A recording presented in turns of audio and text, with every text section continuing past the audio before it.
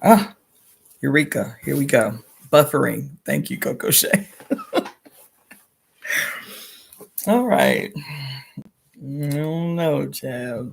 Shit crazy out here in LA right now. I think it's in anticipation or preparation for the next few days. But anyway, greetings, family. My name is Cassandra Faye Floyd, also known as the Daughter of the Fates, founder of the Temple of Evolutionary Emergence.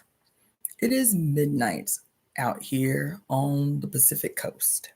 I know it's late, but this week has been a week of weeks. This day has been a day of days. And I was going to actually schedule this live for Sunday, but I don't think it can wait. I don't think it can wait. There's so much happening, even in preparing for this live today. And I have to talk low because I am at home. It is midnight. I have upstairs neighbors. But even as I was preparing what I thought was going to be a very simple and straightforward, more like rant about something that I woke up to yesterday morning. And so when I started looking for stuff to contribute to the discussion yesterday morning, here I am a whole day later in a whole wormhole later with this topic. So the name of the topic, I believe I had as weapons of war, apologies, sorries, niceness, and niceness and friendliness, or something like that, right? And the reason that I decided to do that as a topic, it's so much more widely encompassing than I had imagined when I decided to do the topic. So I'm gonna try to keep it narrow in terms of like the approach that I take, because instead of doing this, I should be studying because I have two events that I'm teaching at tomorrow. But this was important. I feel like it's important. So the last time I did a live was Wednesday, I think, when I did the live from the park, which was the reading from Beyond God the Father. And I ended up going on a tangent in Beyond God the Father. The other thing I want to do is those of you who are tuning in via IG, I would encourage you to check this video out via my YouTube live stream because and those of you who are tuning in live through YouTube, there is in the description, there's a ton of stuff that you need to check out. There are links, there are book titles, there are quotes. So you need to check that out. But the reason it started was I saw this little short yesterday morning on YouTube about this little controversy. This girl named Esther on a podcast entitled, what was the name of it? My notes are all over the place. Her name, Under the Influence is the name of the podcast. The little girl's name is Esther. I think she's Korean. So she's on this podcast called Under the Influence, where all of these kids, these Korean kids, are talking about pop culture or whatever. The little girl makes a very messed up statement about Black women. And so, of course, the world came down on her like a lead bomb, right? She made a very nasty, stereotypical comment about Black women's bodies in general and Black women's vaginas in particular, right? Really nasty. And everybody came down on the girl. And so I'm watching these little kind of shorts about this thing that I guess happened last week. And then I see a video that is linked. I see, stop. I see a video that's linked to her and the other guys that were on the show linked to their apology. And then I watched several videos of other Black content creators you know, analyzing the apology.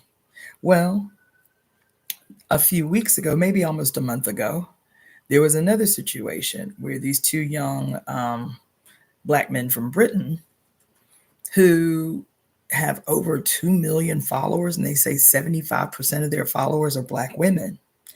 I I loved them. They were always very funny. I would sit there and crack watch their shorts because they were hilarious, right? Well, they go on this dude's podcast. I can't remember the white boy's name, but he is far right and he's a comedian, but he's just really gross. So these two black guys who are on tour for their little thing um, is interviewed by this guy, and I can't remember the guy's name. Anyway, they're interviewed by the guy, and he goats them. He goats them into some bullshit about black women. And instead of checking him and, on the really crass shit he was saying about black women, they just sat there and heed and laughed and carried on. And so they too issued this bullshitting ass apology about because they was getting canceled hard. Hard. They got canceled hard. Well, because 75% of their following was black women, right? So that happened. I'm doing a preface, so just walk with me. That's what got me on it yesterday. Was this little Asian girl saying what she said about black women's bodies, which was gruesome, which was disgusting, right? And then one of the responses, girl, what do you want? Ugh.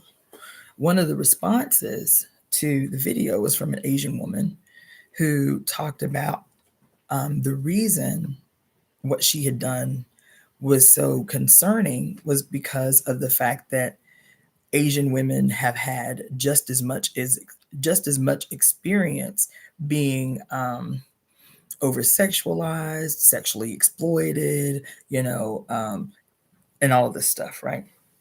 So there were several people who were talking about how messed up the girl's so-called apology was, right? Yeah. And so, and we've seen this over and over and over and over and over and over and over again.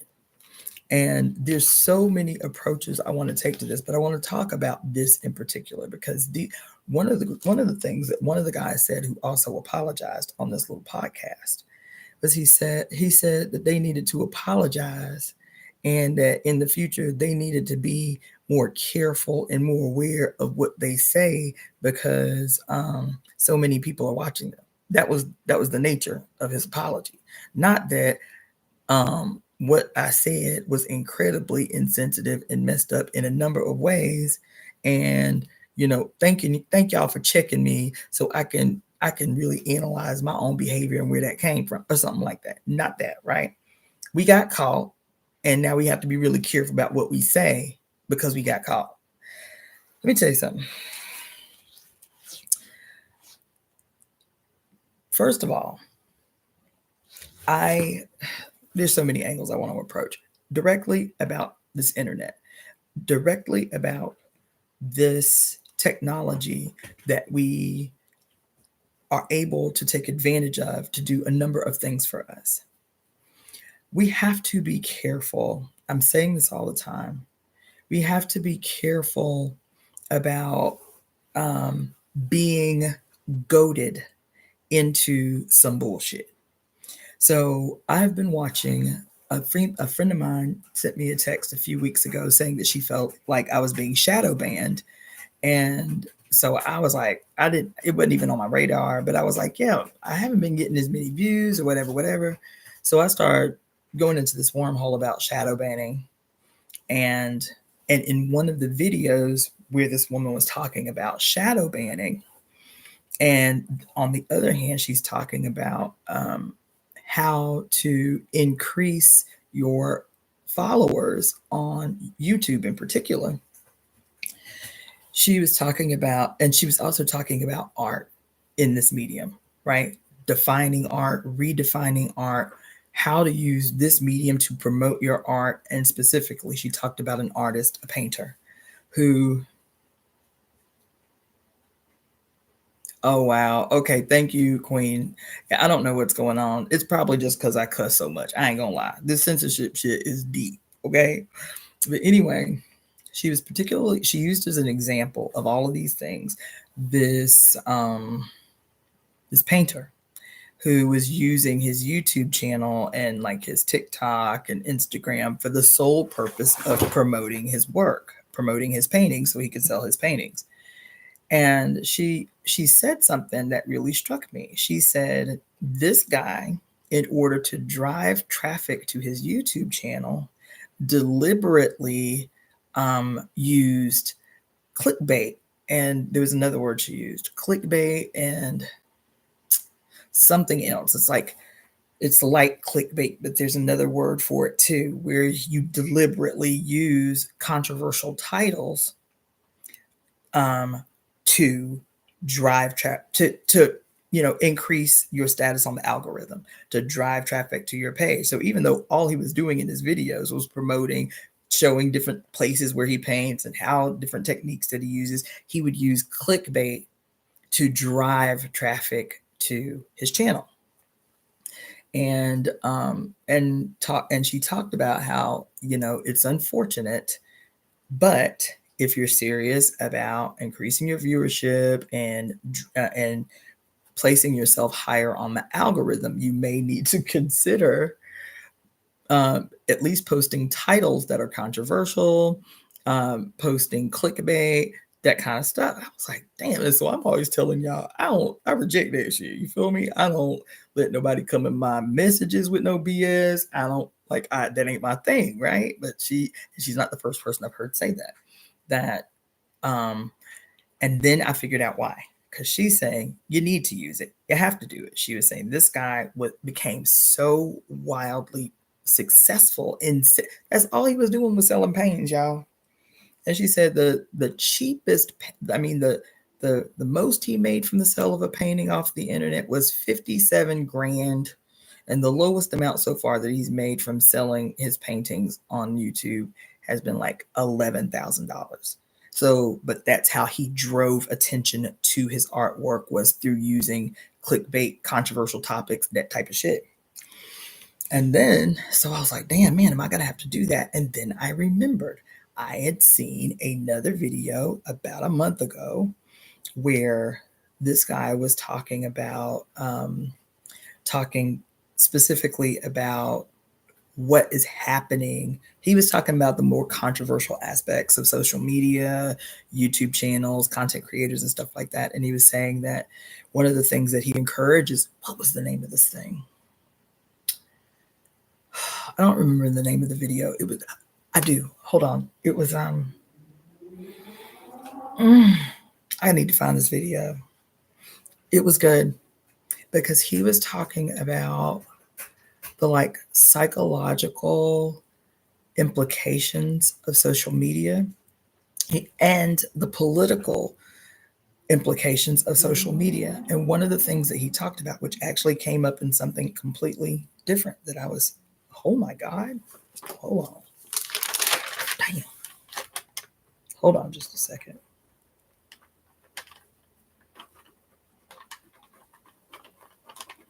Yo. And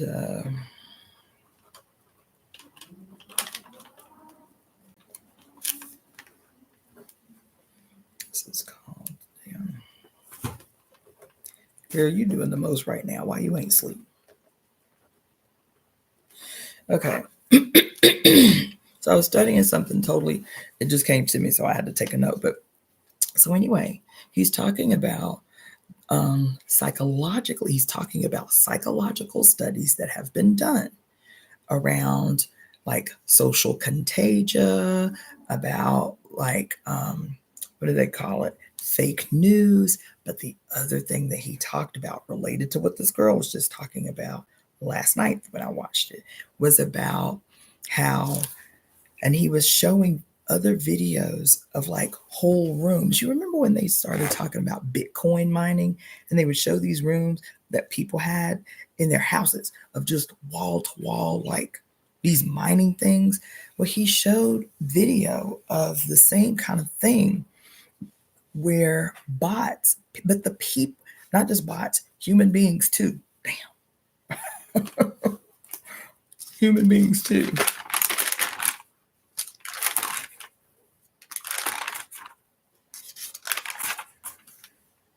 Yeah, if y'all saw my note-taking process, y'all be like, this girl is a lunatic. Hold on. Where is that? Where did I write that at? I just have to write it down again. Where did I write that at?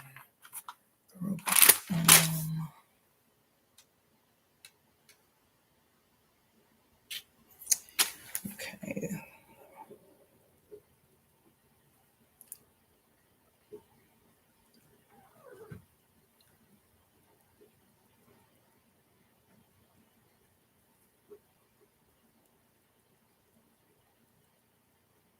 Okay. So anyway, he was talking about like social contagia. He was talking about statistics about like the increase in depression and self-isolation associated with social media, all of these things, right? Then he started talking about, you know, whenever he teaches, especially young people, about how to responsibly use social media or whatever, the first thing that he tells them is do not engage the comment section. I was like, what? He said when he talks to young people, he tells them do not respond to the comment section, especially if it's negative comments. He said because he says, oh, it was like 83% of negative comments that you get in anything, your Facebook messages, your Facebook comments, posts that you make, IG. He said 83% of negative comments are not people, they are bots looking, literally scanning 24 hours a day the internet for any post, any videos, anything with catchphrases, buzzwords to respond negatively, to get you to respond negatively, because this functions as like information intake about what triggers you, about what makes you upset, and whatever. I was like, oh my God, this shit is so deep. So he said that's the first thing that I tell any young person about how to be able to responsibly use social media is do not engage negative comments, because they're trying to get you upset, unhinged, whatever. And typically it is bots that you're fighting with anyway, right? So on the one hand, we're talking about bots, but these bots are not just programmed for just some blind reason. They are instruments used by the state to elicit a certain response. It's like I talked to you just a second ago about like Bitcoin mining, how they would like mining Bitcoin and people would have all these computers in their house. This is like emotional mining. If emotional mining, I'm always telling you, we're always hearing anyway about how it is. I'm talking about the spiritual spaces, right? Spiritual spaces, they say, you know, the only thing you do have control over is your own emotions, your own emotional responses, you know, and that people are looking to get a response out of you or to trigger you or whatever, and you can control your response, you can control your emotions. But if we say that so blindly, we say that so flippantly, but what does it mean? Even politically, we talk about fear mongering. We talk about how these politicians literally bait us through terror manufacturing, through fear mongering, to elicit a certain response from us, an outcome that benefits them at the end of the day, whether that's us going to the polls or whether that's us, you know, giving them money or whatever. Fear is the primary currency that they're looking to extract from us. it is more likely that we are going to do something that works against our self-interest if we are responding from fear, as opposed to clear-headedness, cool-headedness, and with a clear mind, right? They are less likely to. I read it to you in I think it was Pure Lust, that we don't need the presidency behind closed doors to his chief of staff. We do not need rational thinking human beings going to the polls. That ain't what we need. That's what he said during Nixon's administration. I think it was Nixon's administration. We do not need rational thinking human beings going to the polls. We need emotionally emotion. He said we need to pluck at the heartstrings of the average US citizen. What does that mean? What is it that they're trying to elicit? They are trying to elicit a fear response, which makes you less likely to rationally move and make decisions that benefit you, right? And so that's like the same thing I'm talking about when I'm talking about Bitcoin mining. But instead of Bitcoin mining, these motherfuckers are mining your emotions. They are harvesting the currency that is your emotions. They are harvesting the currency that is your emotions, right? And so the reason I'm going all around the world like this is whether I'm talking about bots or whether I'm talking about, clickbaiting or whatever. One of the things that stood out in both of these situations that I mentioned to you at the beginning was how, and we've talked about this before, that today, this day, these days, that anybody who wants to get famous real quick, even if it's notoriously famous, anybody who want to get famous real quick, anybody who wants to increase traffic to their bullshit and ass podcast or the YouTube channel, anybody who wants to make a few coins, the primary target these days that people are using are Black women. Black women are the topic of everybody's discussion. All you got to do is say something fucked up about a Black woman and you can make some money. You can make some money. All you got to do is have a fucked up position about a Black woman and your ass can get paid. And so even and there have been other like social psychologists and stuff who have researched this. I haven't researched this for the sake of this, but I've been reading these articles where they're talking about the inherent racism embedded in the algorithm. So they talk about predictive, I forget what it's called, predictive, how you can go and like do a Google search and it's like the predictive, shit. I forget what it's called, but like you type in black, you type in Black woman, and then all of the predictive, potential searches you can do are always negative. Black women, and then go to your Google channel, type in your search engine Black women, and it'll be terrible shit. But if you predictive text, okay, that's what it's called. Okay.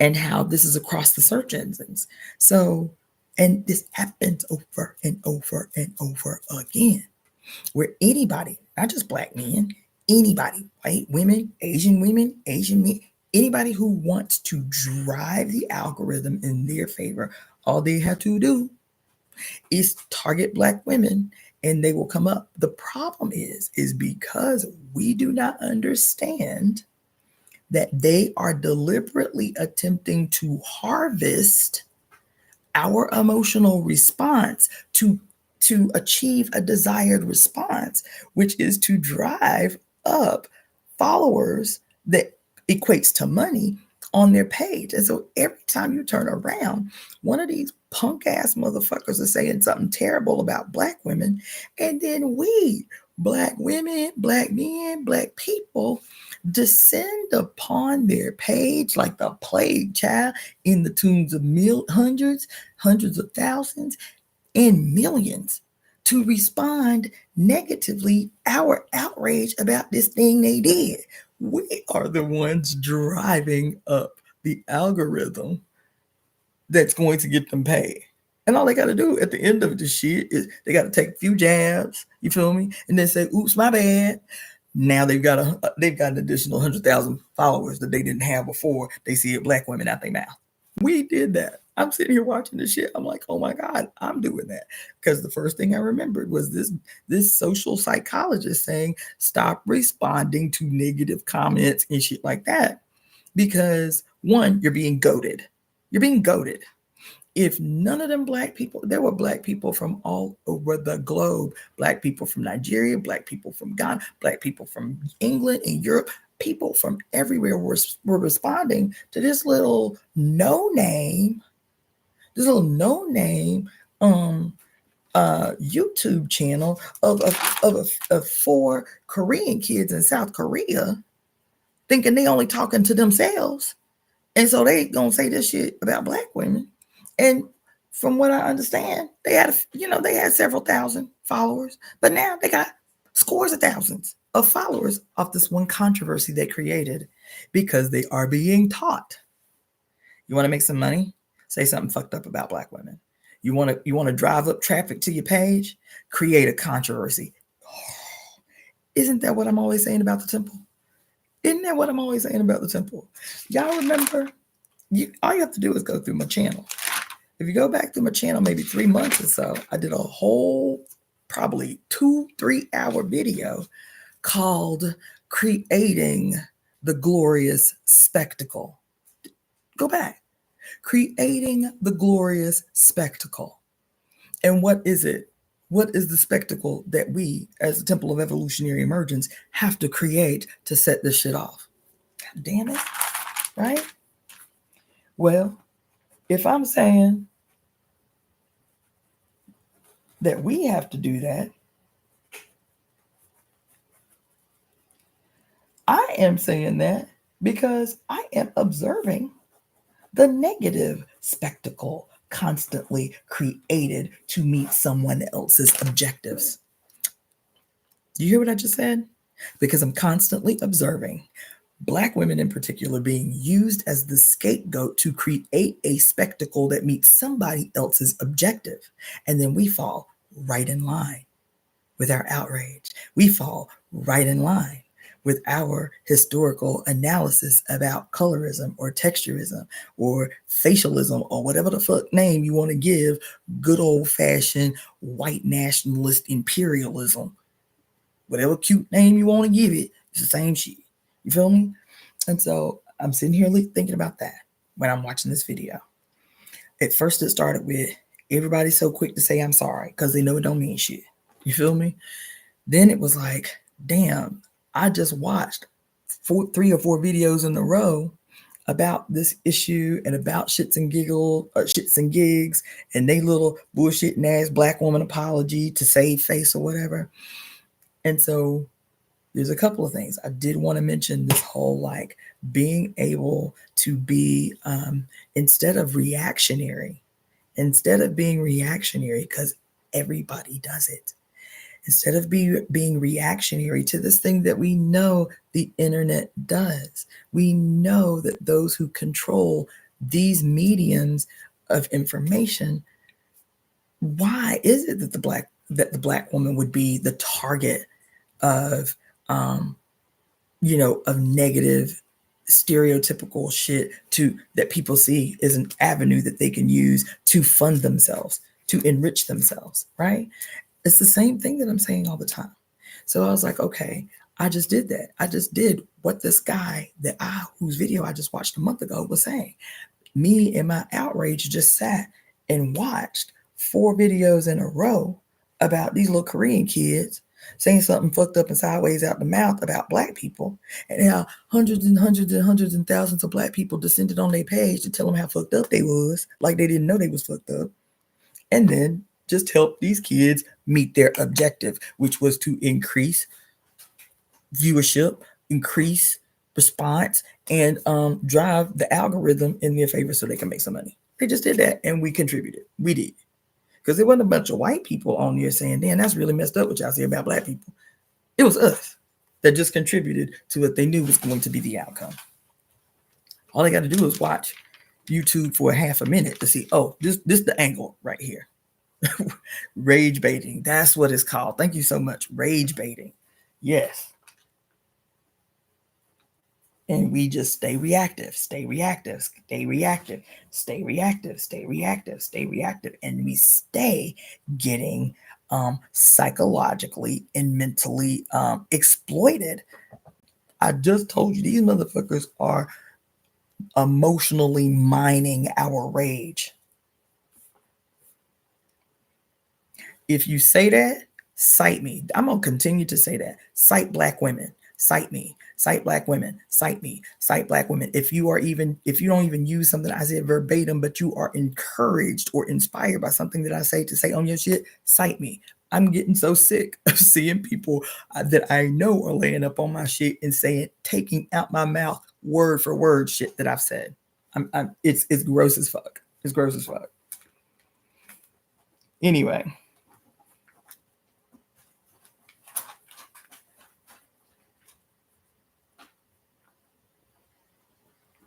Okay, so that was the first thing I wanted to talk about was the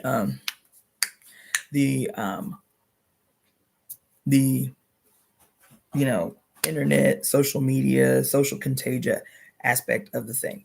Now moving into the apology, because that's what I want to get deep about. I told you I sat here and took 5 or 6 pages worth of notes on this shit. I'm probably gonna have to do this one too in a succession of series because it's big. It's bigger than I thought.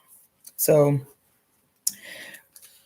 Wednesday, when I was reading to you guys from Cut It Out, when I was reading to you guys from Beyond God the Father and Towards a Philosophy of Women's Liberation, and I got stuck on that one sentence that she said, which was, ooh, yeah, that shit was so. As a matter of fact, I reread something similar in the book. I'm gonna put y'all in the room, y'all keep on. I read in the book Pure Lust today, a much deeper version of that. But anyway, what did she say to us the other day? Where's my page at? That I got hung up on? Okay. This,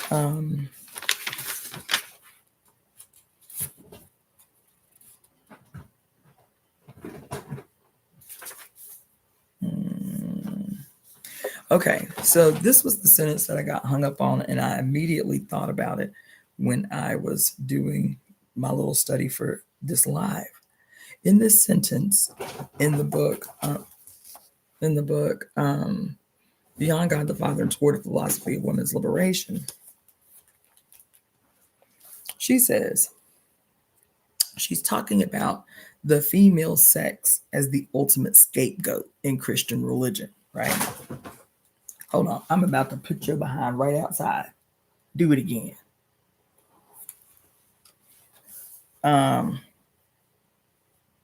She says, no,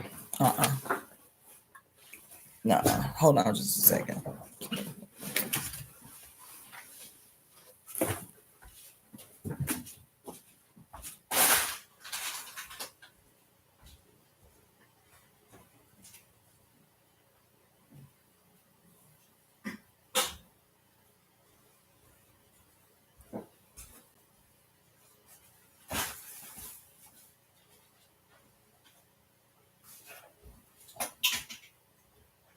You can stay here. If you start, you can go out too. Turkey. All right. So she's talking about. Okay. So in this sentence that sent me on a whole tailspin yesterday, then I'm doing this thing about these apologies, and it came up again. Okay. Let's see. Okay.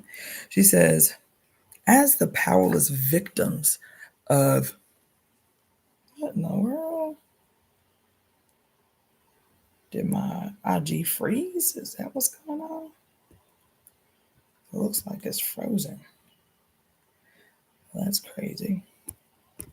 Dang.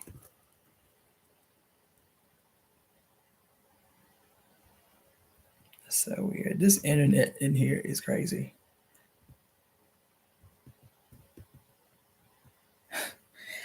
All right. Anyway. Bullshit.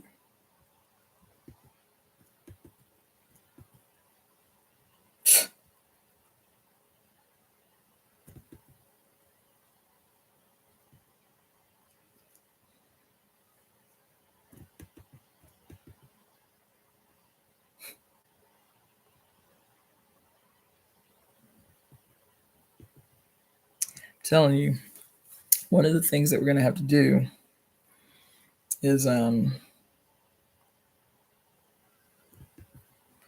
gonna have to create our own methods of communication. I'm telling you, this censorship shit is getting worse and worse and worse.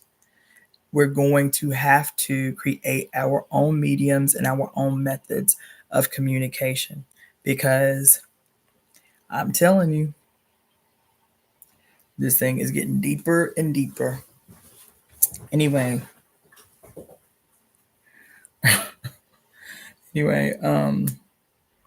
so it says, as the powerless victims of the scapegoat philosophy or psychology, women are deprived of the credit for sacrifice and the dignity of taking an active role. Women are not the innocent victims offering the self in immolation for the sins of others, as Christian theology has imagined Jesus. In fact, the blame is never lifted from the female sex. Okay? The blame is never lifted.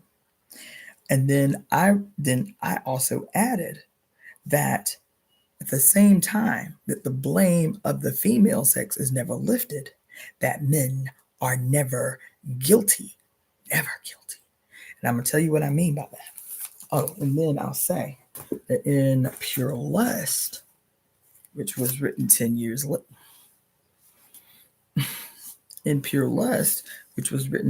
later, she says, hold on. She said,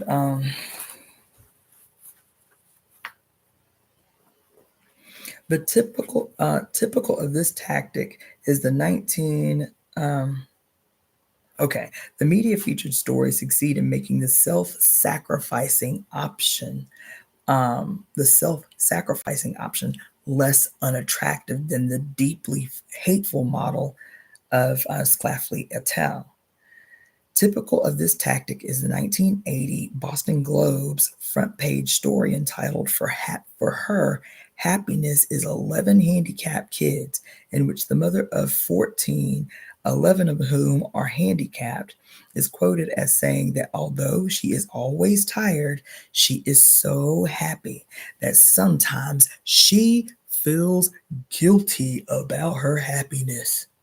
Indeed, the paternally potted world in the paternally potted world, no degree of self-sacrifice is enough to erase female guilt. In fact, the equation runs as follows. The more self-sacrifice, the more happiness, and therefore the more guilt. The extent of the emotional crippling of women by the incessant propaganda of prickery is incalculable.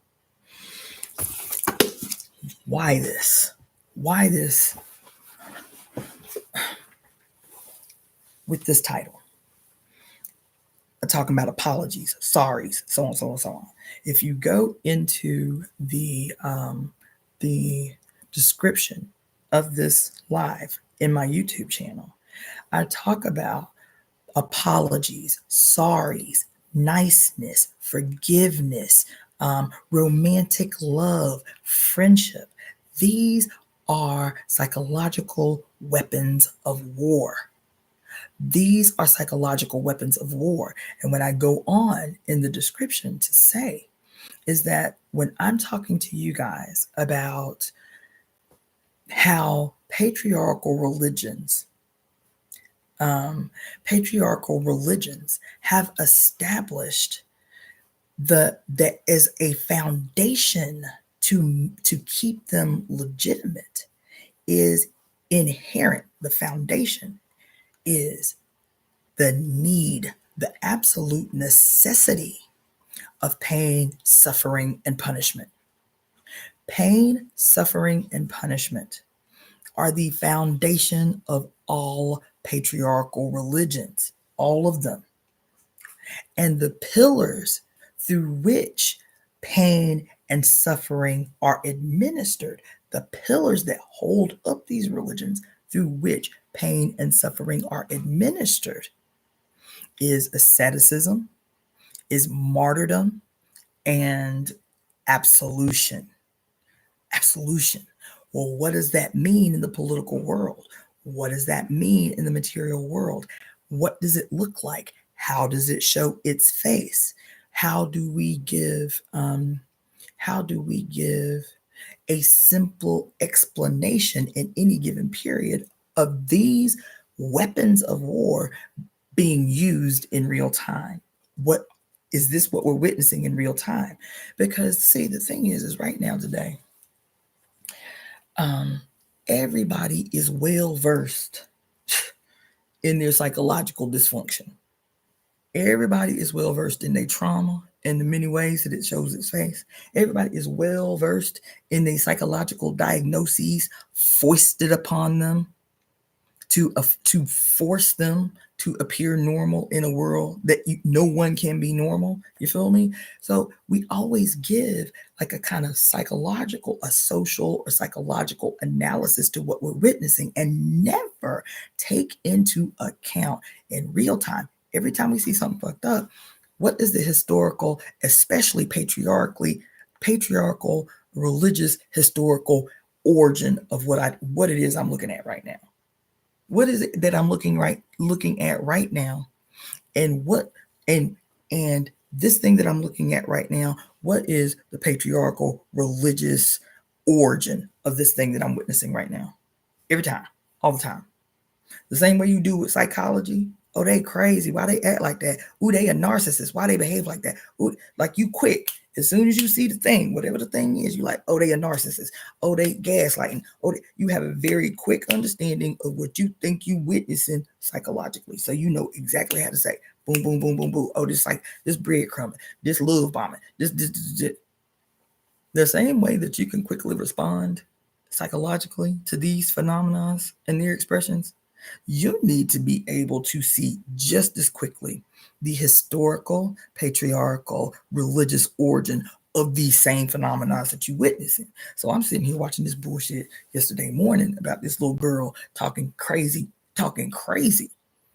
about Black women, right? And then the bullshitting ass apology that she levied after it, right? And I went right back to what I talked to you guys about on Wednesday. What is an apology? What purpose does it serve? What does it mean to say, I'm sorry? And what purpose does it serve? What impact does it have? Is there any resolution tied to I'm sorry, right? We're going to talk about those two words first, or those three words: apologies, sorries, and forgiveness. What does it mean to forgive someone, especially if they have not asked for your forgiveness? What does it mean when I say they have not asked for your forgiveness? There is not even yet an acknowledgement of wrongdoing on their behalf, but you just levied out. Some forgiveness that wasn't even asked for, right? What purpose do they serve? Not only what purpose do they serve, what political impact does it have? What mental impact does it have? Right? What emotional impact does it have? These apologies, these sorries, these niceties, this forgiveness. I'm saying absolution, asceticism, and martyrdom. Those same words can be apologies, niceness, sorries, friendship, niceties. I'm trying to be clear because I'm clear here that this little girl got on YouTube to say, I'm sorry, I was talking fucked up about y'all. Oops, my bad, right? But the impact that this interaction had between the Black people who ground her up and her saying, oops, my bad, right?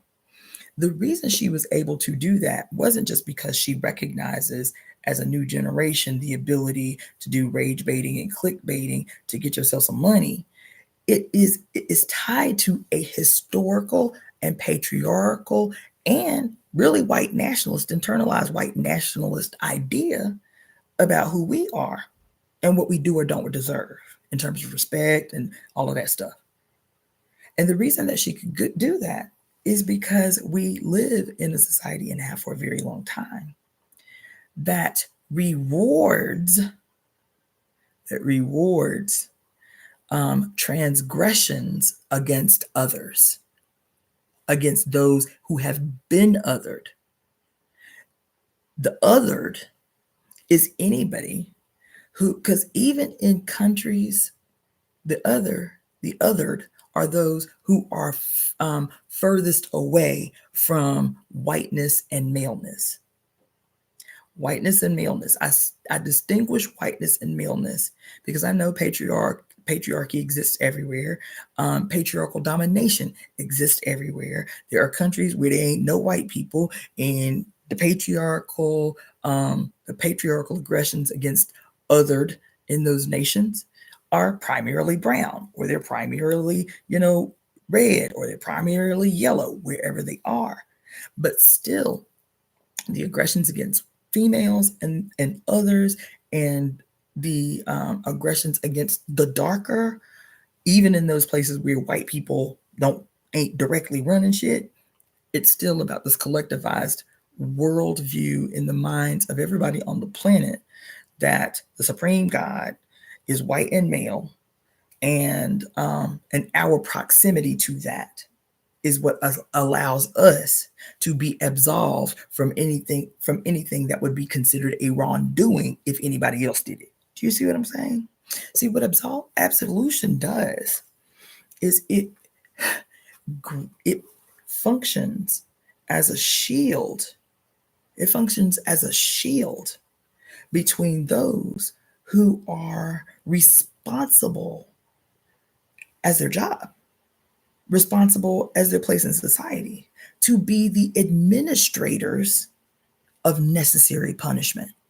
They are the ones that are corralled and won by the state to be the either active, to be the either paid, or to be the unconscious facilitators of necessary pain and suffering. See, it's not enough for us, others, for us, females, for us, Black people, for us, red people, yellow people, whatever. It's not enough for us to experience pain and suffering. We can't experience pain and suffering without somebody who is charged to administer that pain and suffering. Somebody is responsible for our pain and suffering, no matter what that looks like. Whether it's your inability to feed your children, whether it's you got to work a 60-hour work week, whether it's you getting clocked over the head by the police, it doesn't matter.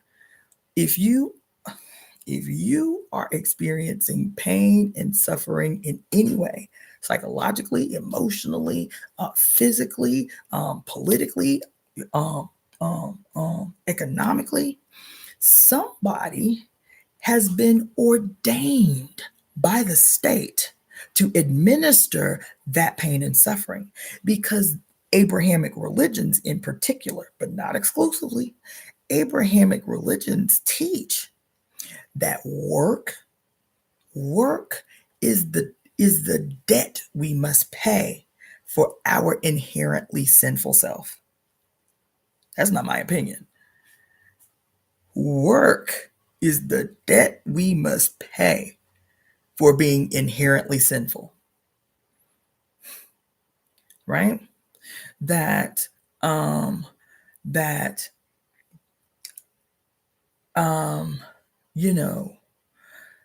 when the state in any of its manifestations does something that we see as egregious or wrong or immoral, it's not a moral based on the understanding of the state's relationship to us. See, what we do is not a moral. What we do is justified by the state, and the state is legitimized by our great God in the sky. So while you can't shoot us, nigga, we can shoot you. It ain't the same thing. See, I'm not going to serve no time for shooting you because I'm the state. See, I have my little 5-point star shield.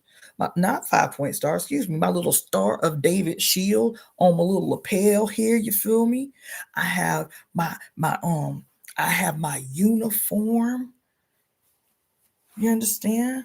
I have my I am ordained, child. The Pope. Oh fuck. Oh my God.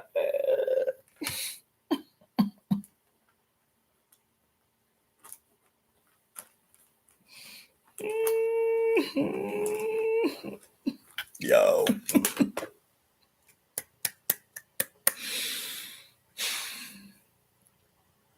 The police are the priests of the state. The police are the priests of the state. The judges are the priests of the state. They the bishops of the state. Oh my God.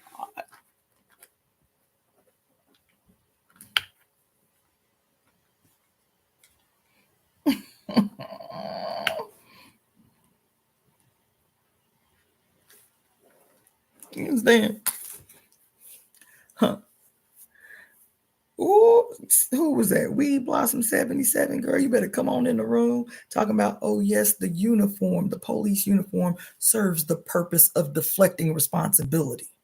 You understand? Idle hands are the devil's playground. So all those idle, rich, greedy thieves are really demonic, but they expect you to do all the work and penance for their crimes, deflecting responsibility and inflicting anxiety and fear.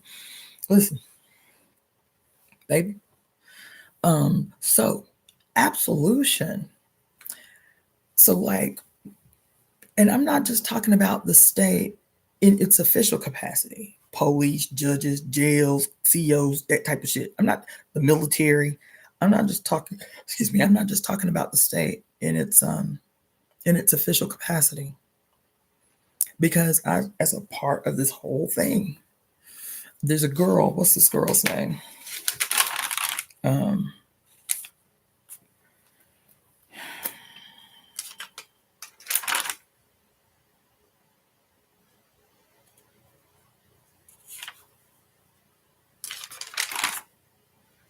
Her name is, my notes are terrible. They looked organized when I was writing them. Okay, let's see. What's the sister's name?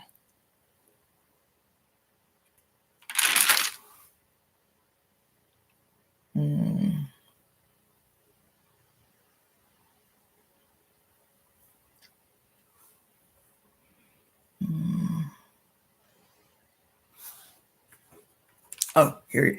Okay, so she's in the description of this video, just FYI. Her name is Mayowa, Mayowa, Mayowa's World. That's the name of her YouTube channel.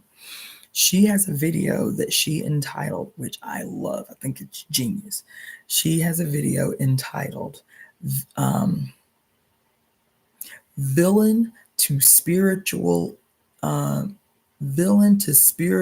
Rebrand Pipeline.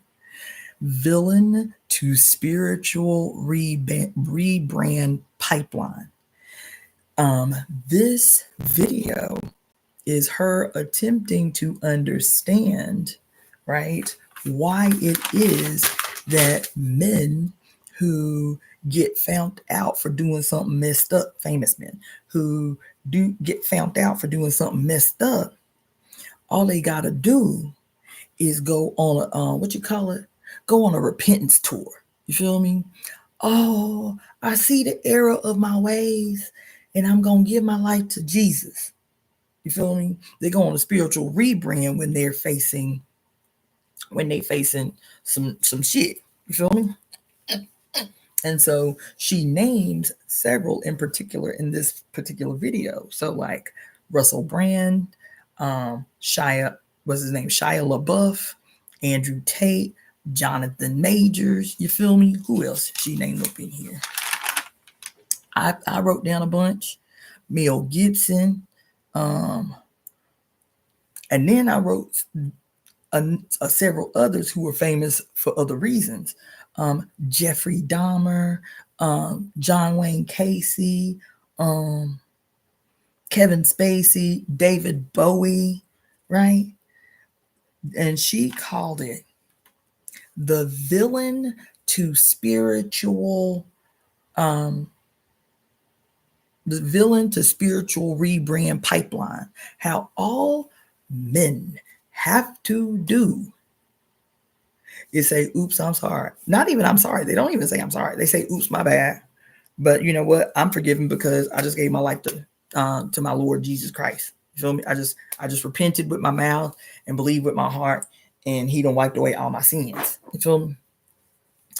And so I was watching this little short documentary about Jeffrey Dahmer when he got baptized in prison. And so there were a lot of little shorts asking the question, do you expect to see Jeffrey Dahmer in heaven when you die? Type of dumbass shit, right? This, and then with him and with John Wayne Gacy, when they are at their trial and they're being confronted by their families, like the families of the victims get to be able to say their piece before the judge judges and sentences them or whatever. And so with this other dude, I forget this other dude's name, but he was a serial killer too, killed 33 women, right? And so when the families were confronting him, all of these women, woman after woman after woman after woman, coming up to the podium in tears, wailing, sobbing, you destroyed our life and you don't even remember her name, la, la, la, la, la, right? Everybody is just coming down, all these women coming down on him. You hear me? The last person to get on the mic was an old white man whose daughter had been killed by this dude. And he says, I know everybody here is angry. Everybody here is hurt. Everybody here is outraged by what you did. And everybody is telling you that you're going to go to hell and that they'll never forgive you. And I just want to say, he crying crocodile. I just want to say that I forgive you because my God teaches me, my Bible teaches me that no one is outside of God's grace and forgiveness. And then, after all these women, this murderer saw crying, weeping, wailing, screaming, unmoved, stone-faced, when the old white dude get up there crying about his baby and saying, I forgive you. I forgive you. Not only do I forgive you, I'm going to pray for you too. Then the white boy want to break down in tears. He had killed 33 women and girls. I said, this shit is a sickness. This is a sickness. Black people are forced to do it because I'm convinced the state be making people do that shit. When they make Black people get on these motherfucking TV shows and in front of the microphone with the news reporters and, I'm outraged and I'm mad, but, my God teaches me to forgive everybody. You understand? This shit is a sickness that is contagious when we talk about social contagion. That is contagious, right? And so I'm looking at this, the villain to spiritual rebrand pipeline that white men in Hollywood in particular have mastered the art of, child. Russell Brand, the malignant motherfucker that he has always been, get found out for doing dirt to women, but is facing trial for doing dirt to women, And before he even get in the courtroom, he done already spiritually rebrand. Now he doing people interviewing him left and right about this miracle transformation in him. Evidenced by what? What transformation? Because he say so? What transformation? Evidenced by what? Time? All he had to do was say, well, Jesus say, I'm forgiven no matter what I do, as long as I give my life to the Lord. This is what absolution is. So when I was telling y'all the other day, the absolution is a term, that is not used in Protestantism. It's really a term that's used in Catholicism. But absolutionism permeates this entire society. It exists everywhere. It exists in every last one of these patriarchal traditions. Every single one. I love Yoruba culture. I love the Ifa tradition. I was a devotee for 15 years. It is permeated with absolutionism. It is permeated with absolutionism. You feel me?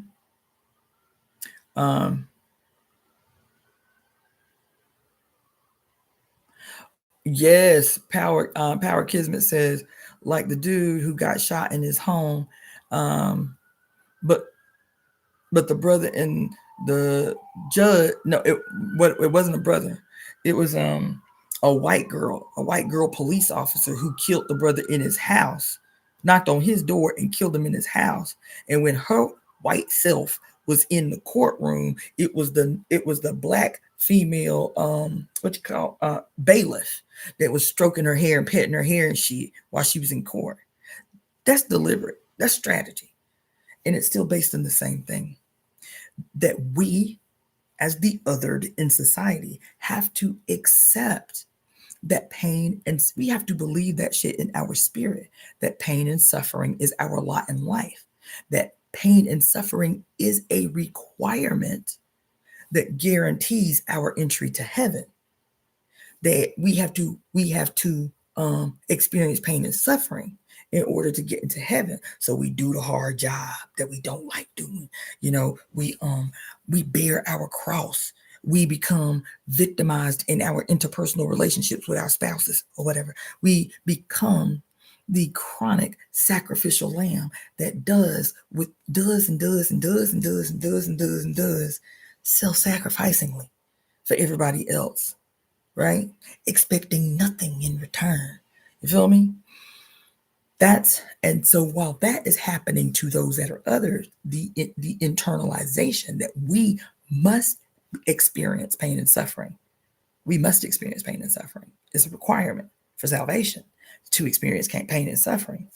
While those whose proximity more closely aligns with the mythological great white God in the sky are absolved from anything that the rest of us would call a crime. Anything that we would call a crime is not a crime when you are ordained by God to be the disseminator of pain and suffering. Like I told y'all on Wednesday, here you got the Inquisition in Europe that lasted estimates of 300 to 500 years, where all you had to do was go put in your application, with the Holy Inquisition and say, look, you know what I'm saying? I want to be your executioner. I here to pay good. You feel me? And then they say, okay, cool. You got a problem with blood? You got a problem with breaking bones or anything like that? It's like, nah, I ain't got no problem with that. And then they say, okay, well, look, so the people don't come after you. So the people don't know who to come get. So the people don't come and seek retribution while your ass is asleep. We gonna cover your face. You're gonna do this job incognito. You understand? Your uniform is the black hood. You feel me? And so for every person that you kill, for every witch that you so-called witch that you torture, you feel me? You're gonna get paid. You're gonna be set up. And the executioner's relationship to the state, which at that time was the Holy Roman Inquisition. The Holy Roman Inquisition was a state apparatus, was a religious state apparatus, the Holy Roman Inquisition.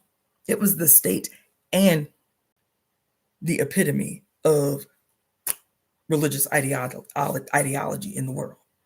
And so the executioner puts on his black hood, you feel me? And tortures, rips the shreds, does all the things, you feel me? And there is never a question in his mind. He does not even have to go to confession. When's the last time you saw a movie where an executioner got to go to confession for carrying out the will of the Holy Roman Inquisition?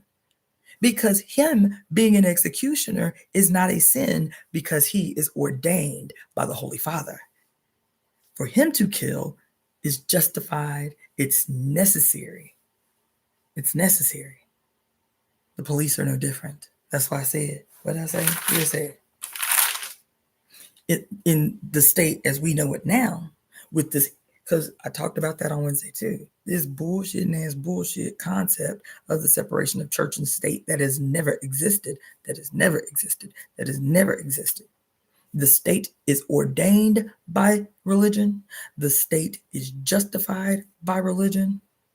The state is given absolute validity and supremacy based on its relationship to its father, which is patriarchal religions. The state is ordained by religion. You understand? And so in a world suffering from the acceptance of a myth of separation of church and state, because that's what you're doing. You're suffering from a myth of the separation of church and state. You feel me? The police are the executioners. Let me reel this back. The judges are the priests. The police are the executioners. You hear me? The judges are the priests. The police are the executioners, protected by the goddamn gold star of David, right here on their lapel. You feel me? And then you can go up and up the chain to figure out who the bishops are and who the Pope is and all of that shit inside the state apparatus. Martyrdom. So, we think about martyrdom. We think about martyrdom like Jesus died for your sins, okay? The great grand martyr. We think about martyrdom like the poor Christians, being fed to the lions, martyrs, right? Those are not the only martyrs. Those are obvious. That's obvious martyrdom. But what does it mean to perpetually, quote, carry your cross and suffer like the Lord and be like Christ? You feel me? And suffer for the Lord to demonstrate your willingness to accept pain and suffering as the necessary ingredient for your entry into heaven. It is doing all of these other things in the world imposed in our consciousness as necessary that create a slow death, a slow martyrdom, a slow martyrdom. You understand? Because we can't exploit your labor. We can't emotionally mine your rage to meet our political needs. We can't we can't do those things if you die too quickly. So we have to set up apparatuses that allow us to extract your rage, to extract your emotions, to extract your physical labor and your ability to produce for us, but do it in a way that you are just minimally functional enough to carry out these tasks for us, but not strong enough to resist, not strong enough to rebel. You feel me? Deny you any access to quality health care. We need you just healthy enough to get up and go to work and go back home. We don't give a fuck how tired you are, how sick you are. As long as your ass is able to get up and go to work, that's the maximum requirement that we have in terms of the preservation of your health and your health care. You understand? Because you can't be sharp enough, you can't think clear enough, you can't be healthy enough. You understand? Because if you think clearly enough and you have enough energy and you have enough mental clarity and you are physically well, the next thing you're gonna start doing is contemplating ways to change your motherfucking circumstances. If you too healthy, if you too clear, if you got too much energy, the next thing you're going to be doing is contemplating how to change your circumstances. Not just your circumstances, the circumstances of everybody in your community, everybody in your neighborhood, everybody in your city. You see. And then, so it's martyrdom, it's absolution, and then the asceticism is the suffering. It's masochistic asceticism and sadistic asceticism. Those who are required by this society to experience pain and suffering, and those in this society who are the disseminators of said pain and suffering, said necessary pain and suffering. Somebody has to administer it. That's the asceticism. Somebody has to receive it. That's the masochistic asceticism. And what makes it a masochistic is because it is your ideas, it is your conditioning, it is your religious belief that makes you gladly accept the pain and suffering. Because if I suffer now, if I struggle now, then I know I'll be good in heaven. That's the masochistic aspect of it. Not just that you're receiving pain and suffering, that you are gladly accepting that as an other, this is your lot in life, is to experience pain and suffering. I went to church with my mother when I went to Alabama last year when she was sick. I went to church with my mama. And then there was a portion in the service where the preacher was asking the parishioners for their testimonies about how the Lord then showed up in their life. You feel me? And this was a church of maybe I'd say about 100, 150 people. And in a church that small, 100, 150 people. In a church that small, person after person, I couldn't believe how many people got up, and their testimony, every single one of them, their testimony was about how the Lord helped them heal from this serious life-threatening condition. One elder brother stood up and said that he had beat cancer 4 times, 4 different types of cancer. And this was their testimony. Jesus helped me beat cancer 4 times. That's their testimony. And I'm sitting here like, I couldn't believe how many people in this church talked about cancer, how they recovered from cancer, how they were saved from cancer, how they had cancer and in a church that small, I said, Mama, what is going on? Like, is it the nuclear plant? Because there's a nuclear plant not far from the city. I was like, why everybody in the church got cancer? That ain't the question. These people in there shouting, praising.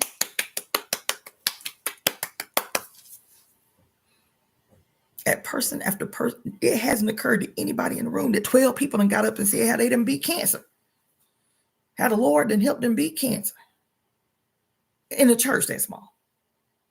It ain't occurred to nobody that, like, damn, something's really wrong in this city that a congregation this small. 10% of the goddamn church done had cancer. That ain't the question. The Lord done helped me beat cancer 4 times. And this is supposed to be a testimony. Well, if the Lord is radical as you say he is, that he helped you beat cancer, why he let you get cancer in the first place? Why he let 12 parishioners in this motherfucker get cancer in the first place? You understand what I'm saying? And people are shouting and yelling and crying and praising like they at a football game. Their joy in suffering, their fully embodied acceptance of pain and suffering. And their drums going, don't you. Everybody shouting, pray. I said, oh my God. Now, I'm a doctor. So, of course, the first thing I'm thinking is, what the fuck is happening? This is a small-ass congregation. Why everybody in this motherfucker sick? Why everybody in here got cancer? You understand what I'm saying? Ain't nobody asked that. Not Jesus saved me from cancer. The old Java Watson, girl, you a trip. I'm deadly serious. Shit. These motherfuckers. And instead of, that shit blew my mind. I went home because my mother was diagnosed with cancer. So she one of the 12 parishioners she one of she 13, because they all give a testimony about how they beat cancer. My mom was sitting in there scared because she had just been diagnosed. And everybody in the room. And my mama has always been healthy. Works even now, right now, after beating cancer, she work out 5 days a week. She don't eat no sugar, don't drink alcohol, don't smoke. My mama ain't never smoked a joint. My mother has always been the picture of perfect health. So she felt like her body betrayed her when she was diagnosed with cancer. And so even when we went to that church, she didn't even put her own health condition, what was happening in her own body, within the context of you being. This is a scientific observatory study we could have conducted in this church. Out of 100 people, 12 of y'all, and there was just 12 that got up to give their testimony. 12 of y'all done got up in this goddamn congregation to talk about how the Lord helped you beat cancer. 12 people. Them odds is crazy. And so instead of saying like, damn, what's happening in this city, or what's happening in this community, or what's happening in this neighborhood, that everybody's sick with cancer. They're not just a little bit sick. People are sick with cancer. That ain't the question. Because anyway, she felt like her body betrayed her. You feel me? Anyway, let me keep going. Okay. So the absolution. So let's see what else I had here. Because this shit is deep, y'all. This shit is deep.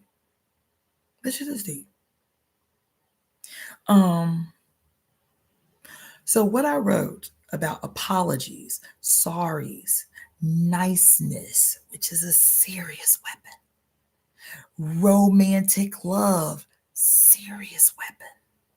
Friendship, serious weapon. Forgiveness, malignant weapon. These are extremely effective and efficient weapons of patriarchy because they're so sinister. You understand? They're so sinister. They aren't overt weapons of war. These are the psychological weapons of war.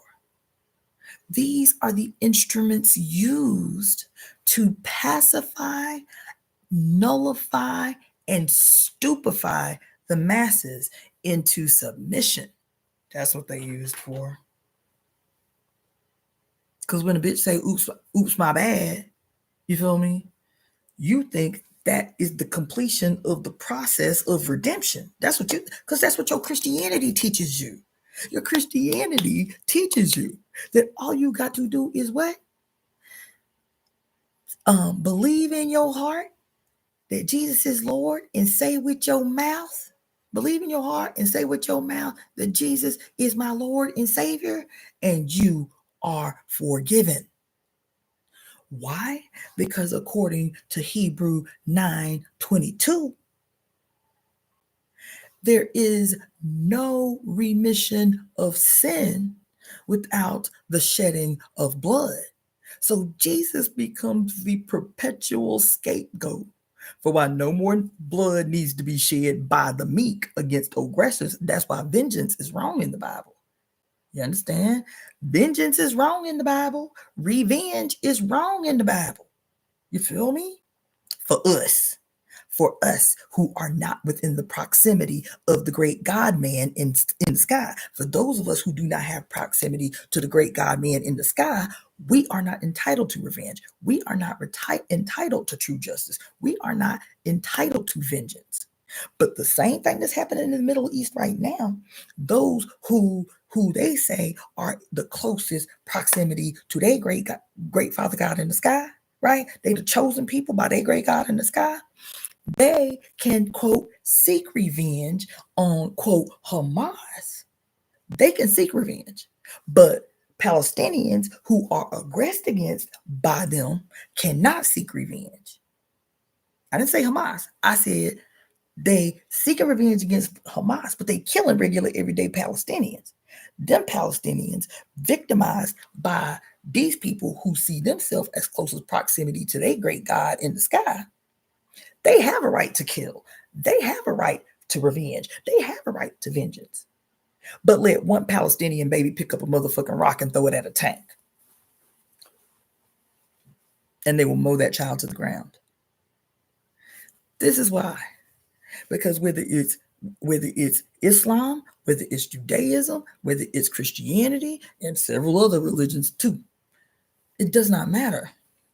Patriarchy is at the center of it. Patriarchy is at the root of it. You feel me? This dichotomy between those who have a right to and those who are the victims of. Those who have a right to be violent, those who have a right to kill, those who have a right to maim, those who have a right to rob under the guise of manifest destiny, or we the chosen people who was here 2, 3, 4, 5,000 years ago, and we can't prove it, but it's still our shit, so we just gonna take it anyway. Those who have a right to commit genocide, like with the native people of the Western Hemisphere, of the Western Hemisphere, right? That's manifest destiny. We was eventually gonna come, and God was eventually gonna give us your shit, and you just have to accept it. You feel me? Those who have a right to steal, rob, maim, murder, rape is justified under all of these traditions.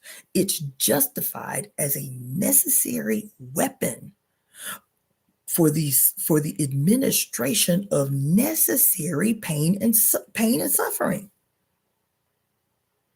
Y'all get confused because y'all say like y'all like statistics. Why men don't go to jail for long periods of time for rape, or why men don't go to jail for long periods of time for doing harm to children, or why that because men are never truly guilty in the eyes of the great God in the sky, because Mary Daly said it in Pure Lust. She said, even if men aren't consciously agents of the state or consciously doing the will of God, whether the man is a serial killer, a rapist, a pimp, he is still carrying out the objectives of the state and the great Father God. She said that shit. She said they don't even have to be conscious because, what's his name? Jeffrey Dahmer. The way he justified killing all those black males, men and male children, the way he justified eating their bodies, the way he justified doing the gruesome shit he did to them, was because I'm an atheist and I believe in survival of the fittest and that other bullshit. You feel me? And because I believe in that, and because I don't believe there's something bigger than me in the sky, I can do whatever the hell I want to. Malignant ass shit, right? And then, but even though he said I'm an atheist and I believe I'm the greatest and there ain't nothing above me and all of that shit, he was still serving the interest of the great Father God in the sky. He was still serving the interest. Why? Because those who he targeted, that he seen himself above and greater than, for none who could judge him, he didn't do that to white boys. He didn't do that to white males to appease his weird fixations. He didn't do that. He didn't choose people at random to demonstrate that. He specifically chose Black and Latino males and children. That's what he did. He was still carrying out the ordained mission of the great white God in the sky, of the war God Yahweh, of the war God Jesus, of the war God his great grandpappy Abraham, of the war ministers, the Pope. He was carrying out the will of the state. He was carrying out the will of God. Yes, he was. Yes, he was. And that's why I didn't have a problem. I didn't have a problem when I saw that little video talking about interviewing him, asking him how he reconciled becoming a Christian after he was a serial killer, brutalizing Black people. I was clear about how he could reconcile that. Because as a white man who believes I'm the superior being, who I am an atheist and don't believe in God, that wasn't a hard stretch for him to say, oh, okay, there is some great white man who's greater than I. I'm not the only great one. So I ain't got no problem giving my life to the Lord Jesus Christ, because he was already functioning as an agent of the great white God in the sky. He was already behaving how his great white God in the sky had always taught him. Huh? You don't have to be a Christian to be completely influenced and indoctrinated by the prevalence of Christology all over the whole of the globe, which teaches melanated people the world over of their less thanness and that their only salvation is through white maleness. Don't you think white males get that too? Why all these serial killers white boys? Because they see themselves as the microcosm to the power embodied in their great macro, the great white God in the sky. I, as a white male, am the micro to the macro. I have all the power. Oh, I have all the power. I have the power over life and death in my hands, in these bodies that I mutilate, kill, torture, and do all that shit. I have all the power in this moment over whether someone can speak or not. Oh, so it's not a stretch. It's not a stretch. These same, quote, serial killers, one after the other, one after the other, one after the other, who didn't, quote, gave their life to Christ while they in prison, honey, fully believe that they are going to sit at the right hand of their Father in heaven after doing these things. And guess what? They will, because their white God in the sky teaches them that you can be like me. See, the great God and the great white God in the sky of the Old Testament, which these people in Israel are quoting day after day after day. What did this great white God in the sky do in the Old Testament? He was a tyrant. He was a tyrant. He was sending his chosen people to and fro to murk everything moving. Bitch, this your land? Nope, this your land too. Murk everybody moving. Murk everything moving. And I say so don't feel bad about it. Because I say so, don't feel bad about it. Do what you got to do. That's how these serial killers can reconcile and completely believe that they're going to be all right in the afterlife. Because all they was doing was mimicking the behavior of their great white God in the sky, child. I ain't acting no different than God the Father. Yeah, Jesus, whatever. He came to pacify us a little bit. But the whole 4,000 years of the Old Testament teaches me that I'm the one. That whatever my Father tells me to do is justified. It is ordained. It is not a sin if my great white Father in the sky tell me to do it. If my great white Father in the sky tell me to go commit suicide, guess what? It's not a sin. It is an ordinance handed down by the great benevolent creator of the world. That's how people can commit genocide and sleep well. That's how people can commit genocide and go to their yoga studio the next morning. That's how people can passively participate in genocide. You understand? Here in the United States, and sleep well at night. Don't be moved in no way. Don't be moved in no way. You understand? Because we all have been conditioned. And I say the great white God in the sky, but let's fit the script. Now we can put Islam on the chopping block. Here you have these Arab nations. I just talked about this a few weeks ago. How these Arab nations, I think it was let me go get this girl out of this room before she break the door down. Hold on a second. Y'all both on my nerves. Nope, go right over there. You want your sister so bad, y'all bang on this one. Get your butt over here. Stop it. Stop it right now. Done.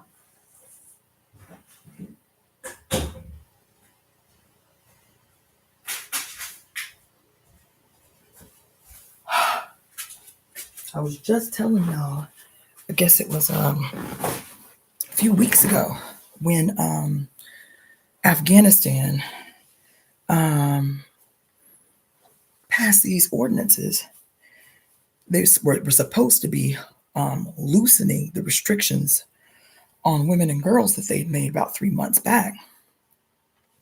And instead of loosening the restrictions, especially in reference to education, the education of girls and women, and also in being in public, how females can be in public, they're supposed to be loosening the restrictions. And instead of loosening the restrictions, 4 weeks ago, they clamped down harder. So they said that girls could not receive education past the 5th grade, and that before, the women could have their eyes showing, in the garments that they were wearing in public. They could have their eyes showing.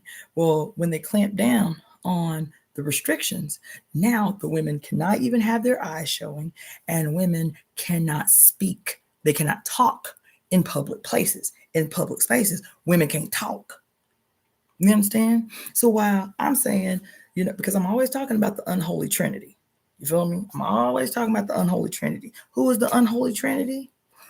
Catholicism / Christianity, Islam, and Judaism. That's the unholy trinity. That's the unholy trinity that governs the whole planet, that orchestrates every war, right?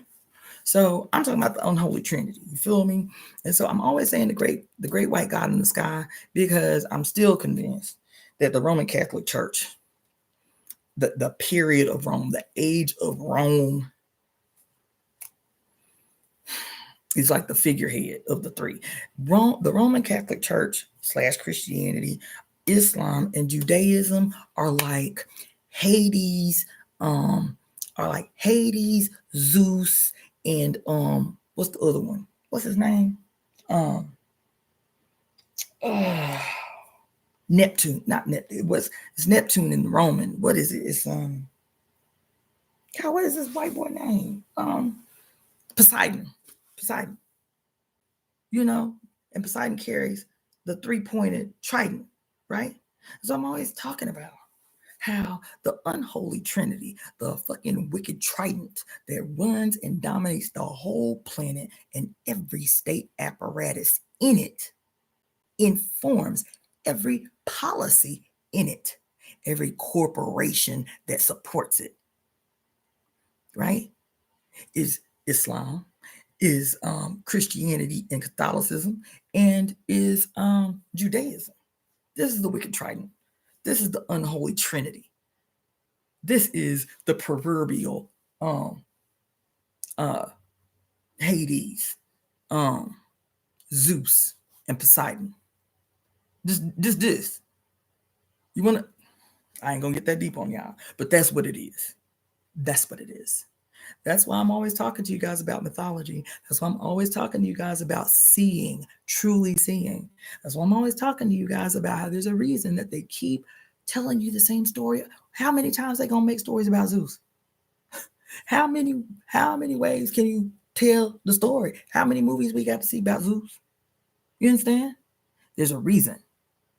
It is concretizing this very old story that permeates every aspect of our goddamn lives. We think we believe what we believe just because we so super smart and shit. No. Everything you believe, every idea that you think is your own child has been spoon-fed to you since infancy, since the day you popped your head out your mama's womb. That shit real. And the struggle is, what is the method of deconstructing this monstrous entity that possesses us all? What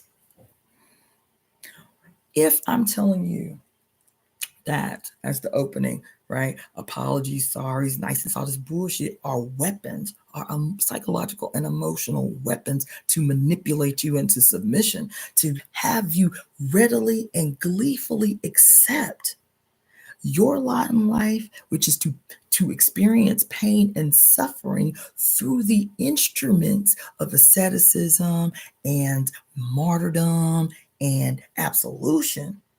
You are to accept your it is not only to accept it, not only to gleefully receive it, but to believe in every cell in your body that your pain and suffering is necessary for salvation. Oh my God. It is the most wicked thing that's happened in human history. And we can't figure out why our flesh is at war with us, why we sick all the time. We cannot figure out why our very flesh is at war with us, because this thing that exists in our consciousness as a fucking, when you see these movies, I'm gonna have to get back on the IG because they about to cut. I got 16 seconds before it cuts off, and then I'll open it right back up. But honey, all these exorcist movies, this shit is a metaphor for our collective possession. Here it is. Isn't, oh my God, isn't it ironic? Oh my God. Isn't it a paradox of the age, child? God damn. Hold on. Let me post this shit and get back on this IG. God damn. Y'all. Let me tell you. Isn't it something? Isn't it something?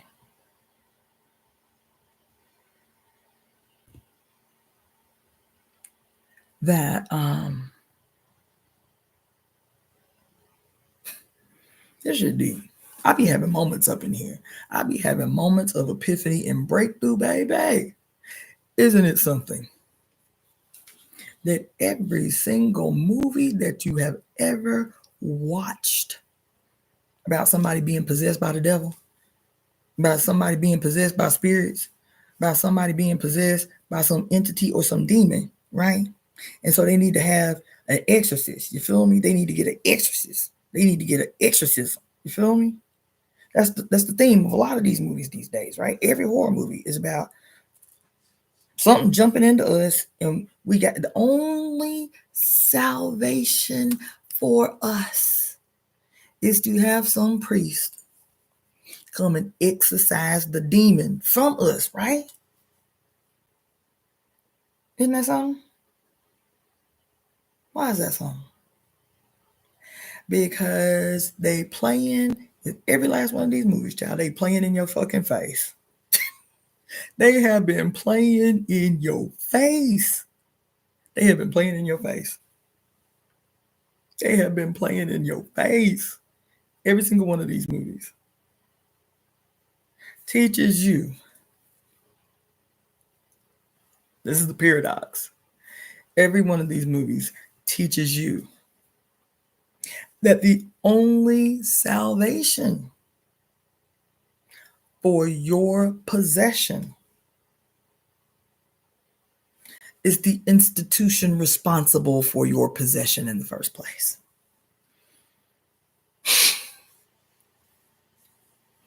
So let me say it another way. These horror movies about people needing to get demons exorcised out of them, and these movies telling them that the only salvation, because they don't have preachers, it's always a priest that's got to do this. It can only be a priest that can do the exorcism, you feel me? And that the only salvation for the possessed is a representative of the institution that created the possession, that facilitated the possession in the first place. Want me to say it another way? We always talking about conditioning, TV programming, music programming, how we all indoctrinated, how we all programmed to do X, Y, Z. You feel me? Let me say it another way. Every last one of these movies about exorcisms and demon possession and shit, instead of it being a priest, you feel me? Instead of it being a priest, let's do it like you got somebody who is conditioned, who is programmed. And the only way to cure them of the conditioning and the programming is the institution that implemented the programming in the first place. So you go to the CEO of Warner Brothers. Let's do it like that. You go to the CEO of Paramount Studios. You feel me? And you say, this person is conditioned. This person is programmed by these apparatuses. You understand? And you the only one that understand how to deprogram it. So you go to the CEO of Warner Brothers or Disney Channel or whatever the fuck, expecting to be cured of your condition. You understand? You go to the origin of your condition, seeking a cure to that same condition.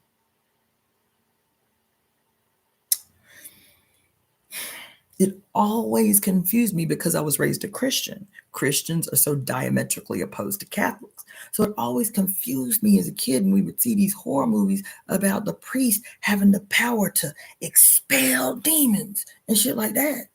I was like, well, damn, Daddy, if the Catholics so bad, how they have the power, to get the demons out? This shit used to perplex me as a kid, right?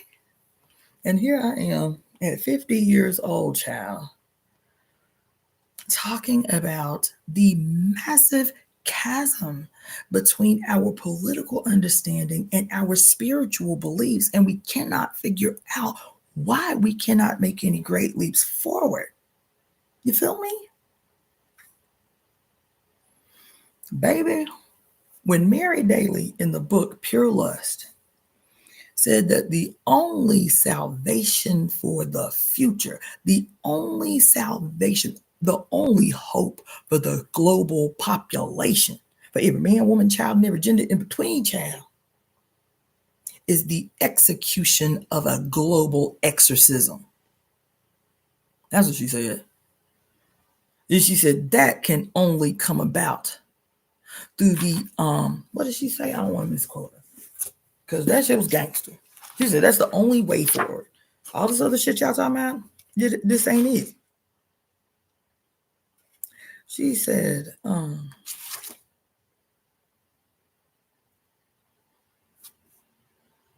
the only hope for the future is a global exorcism. I ain't gonna look for this quote.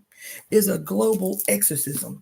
And that global exorcism can only come through the mouths of women. Through the mouths of women who have remembered their ancient self and created new language in opposition to language handed to us by those in power. She said that. She said, we're going to have to rename everything. We're going to have to reclaim everything, rename everything. It is the only hope for the future of the whole world. Baby. And so, I'm going to try to wrap this up. I had so much more that I wanted to talk to you about. I really did. I knew this was going to have to be. I knew this was going to have to be like a part of a series. I'm probably going to do one whole live on just the whole concept. This girl on my Facebook channel wrote this post, and that shit has sat with me every since. It's like 2 years ago. She said, I am officially done with the romantic industrial complex. I said, oh, oh my God. She said the romantic industrial complex. And when I tell you, I felt it in my spirit. I felt that in my spirit. You feel me? Then on the concept of friendship and niceness as a weapon of war. That's probably going to have to be a whole nother live by itself. The concept of friendship and niceness as a weapon of war. Let me tell you something. I'm going to tell you a story. I am going to admit something to you guys that I hesitate admitting because it's had me fucked up for about 2 weeks. Am I going to tell y'all this? I'm going to tell y'all this. On this here new moon that we in, I'm making a confession to my family, you feel me? I met a man about a month and a half ago at an event. He was a musician and I was doing cupping at the event. I was doing cupping sessions. And I have a very weak spot for musicians. I have a very weak spot for musicians, for men who express genius. That's my weakness. That's my problem. Genius in any way, but he was an extraordinary musician. Beautiful, right? He was obviously ethnic, but I didn't inquire. He was playing with this ethnic band, it's like world band at this place. Long, dreadlocked hair. Typically, I don't be going for that. If they ain't black and got dreadlocks, I got a problem. But he was like really good looking, like really beautiful. And it wasn't just his face, it was like his swag. His swag was crazy. So we talked after the show, because I was working the whole time. We talked after the show. We ended up talking for like 2 hours. I'm admitting a lot right now because it's 2:00 in the morning. So he walks me to my car. And long story short, we end up making out. We end up making out in his car for like an hour. I didn't have sex with him, but we did do a lot of heavy petting, okay? Which was really sexy and really like necessary. I am an incredibly sexual human being. I am. And I love the way my body responds to touch. I love that. I love me in the process as much as I love the process itself. You feel me? So it was really sexy. It was really risque. I felt like a teenager. You know what I'm saying? Sexy. We exchanged information and he didn't call me. A month went by. I was like, no biggie. You feel me? It was a very sexy, almost one night stand. Cool. I needed to be filled up. You feel me? So I was like, I really didn't feel no kind of way about it. I didn't feel bad. I didn't feel like fucked up. I was like, if he want to call, he will. If he don't, no sweat, no shade. I still had a nice time, right? Well, 2 weeks ago, I got invited to do cupping at the same place, and a different band was playing. And he was a guest musician with this other band. I was like, oh, okay, hey, how you doing? He was very sweet, very nice. Hey, how you doing? Whatever. And so we talked for a long time. We talked for another, 2 or 3 hours that night. And then he told me the next day he was going to be going to Mexico to do a show. And I said, well, do you play anywhere locally? He was like, I do parties and stuff, but usually I get jobs in other places. I get flown out a lot. I was like, oh, that's cool. I didn't ask, I just exchanged phone numbers with him, but I didn't ask him because that's never been my thing. I know it's a necessary thing for young women right now to like really investigate men that they may be, interested in, like to go on their IG or go on their Facebook or Google their name or whatever. That's never been on my radar of things to do, right? But this particular time, I was like, you know what? And in my mind, I was like, I should just check out like what else he does. He's a musician. So the first thing I did was look up his name on IG. And I saw him that when he was at the gig, he was playing guitar. But when I saw him on his IG, he was playing the drums and he was in all white. I was like, oh, and it just looked like a wedding party. And then I went through his IG more and I saw, I read like the bio in his IG and that he plays primarily bar mitzvahs. Ding, ding, ding, ding, ding, ding, ding, ding, ding, right? I was like, oh, okay. So I said, okay, well, let me check him out on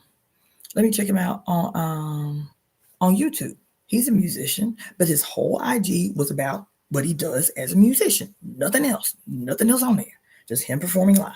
Okay. The conversations that we had those 2 nights that lasted 2 to 4 hours were really great. Really great. super progressive, super traveled, but multiple instruments, right? I'm caught up in the moment. So let me tell you, I go on. So I said, okay, cool. But the bar mitzvah thing, I couldn't shake. I was like, because that's what he marketed himself to do. When he said he plays parties, he didn't say, I play bar mitzvahs. And that's what his page is marketing. I was like, bing, right? I go on his Facebook page. This that I'm telling y'all right now is a confession that's in par with this discussion that we're having.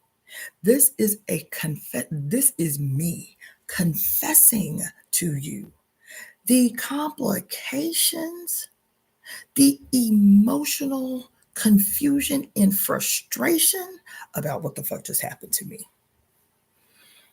So let me just preface one more thing. I do what I do. I know what I know. I am confident in that. But I too be walking into, I too make errors. You feel me? Lapses in judgment and shit. You feel me? I go on this man's Facebook page, you guys, because now that I'm seeing this thing on his IG, I'm like, oh my God, I need to investigate.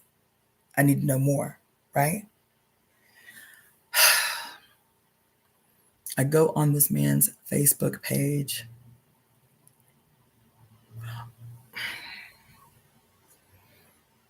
And I think that's the thing that is so insidious about what's happening in the world right now, is because there is no honest discourse.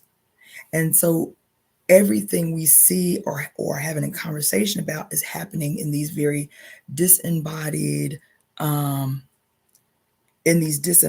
like kind of political ways. But when it comes like up close and personal like this, let me tell you what had happened. Because I've never, ever, ever, ever felt any kind of way adverse about Jewish people. Never. It wasn't even on my scope or radar of shit to think about, really. Until recently, when I was like Googling all my favorite bands of my youth, how many famous musicians are Jewish? And I was like, oh my God. It's not on our radar. It hasn't been with me growing up. Like identifying people, oh, they Black, they Jewish. That's never even been on my radar. Because most people who are Jewish in descent live as white people in the world, in this world, in the United States. Until this thing happened over this last year, the majority of people who are Jewish live in the world as white people. So it was never on my radar to say, oh yeah, they Jewish. Like, it wasn't until I was researching these 150 musicians you didn't know was Jewish. That's what the article said. 150 musicians you didn't know was Jewish. That article just came out last year. And damn near every rock and roll band I ever loved, they all do. I couldn't believe how many punk rock bands, they were all Jewish. I was like, whoa. Because in my mind, they was just white people. And it wasn't no biggie because I love rock and roll. Child, everybody, you name them, they probably Jewish. Everybody Black in Hollywood who is mixed race, they Jewish. Everyone. Every mixed race person in Hollywood that's Black and you think white, they Jewish. You feel me? It's like deep like that, right? So, but even still, I ain't never had no problem with Jewish people. The concept of Jewish people, the presence of it ain't never even been on my radar to be an issue. Now, but now that this thing has happened in Israel, it's been like the silent trumpet that alerts them that their nationalism is now required and acceptable. So I told y'all I went to that damn concert 3 weeks after October 7th and saw Debbie Gibson over here at the Bourbon Room. I didn't know Debbie Gibson was Jewish. She was always just the cute little blonde hair, blue-eyed white girl that sang pop songs in the 80s. Shake your love. I just can't shake it. I'll go there. This girl got a giant stage size Star of David on the wall behind her. She is playing a giant white baby grand piano in a white evening gown all the way to the floor, trimmed in blue, and got all 6 of her black backup singers wearing a Star of David shirt with white pants. That happened. I was like, what the fuck is going on? Right? So this switch from now white to nationalism that is expressing itself here in California, this was the thing that made me go ding, ding, ding when I saw this guy's IG and it said that he hires himself out to play bar mitzvahs. So I go on this man's Facebook page, conflicted, y'all, because it's so nice to be acknowledged as the sexy motherfucker that I am, as the sexually dynamic goddess that I am, as the completely intelligent and spiritually connected whole human that I am. It is nice sometimes when people acknowledge that. And he did. He did. It was very, very awesome. I was fully in it, which made what happened later worse. I'm probably gonna delete this shit. So y'all only if you listening live are you gonna catch this shit, because I'm deleting this whole confession off this shit. So I go on this man's Facebook page.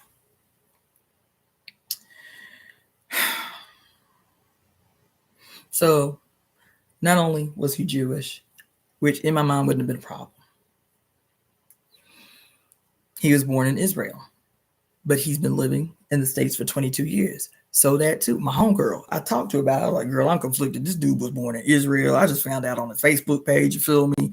She was like, girl, don't prejudge. There's a lot of extremely progressive Jewish people who were born in Israel here in California. I said, word? She said, yeah, girl, there are a lot of people who are not only progressive, who are pro-Palestinian Israelis. I was like, oh, word? Okay. So I ain't gonna prejudge it, because I call my girl child bewildered. Okay, beside myself and bewildered. Okay. She's like, nope, don't snap judgment. Research the dude, you feel me? And get your answer before you make a judgment. I said, okay. And I go on this man's Facebook page.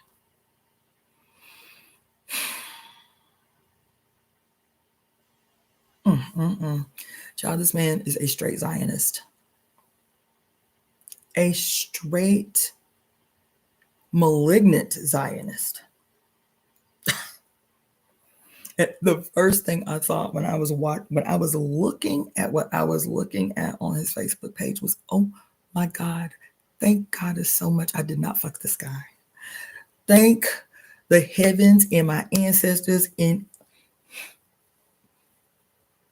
that I did not fuck this man. Oh my God. Oh, listen, y'all. I'm not lying. For 2 days, I was physically sick. Did not eat a thing for 2 days. I was so upset. I was like, there cannot be a lesson. There cannot be a lesson. This cannot be some cosmic shit. How the fuck does this happen to someone like me? And there was a lesson. There was a lesson. Because I was up in here dismayed, like, Spirit, what the fuck? Like, mother, what in the fuck do you want with me? This is that bullshit. I am hurt.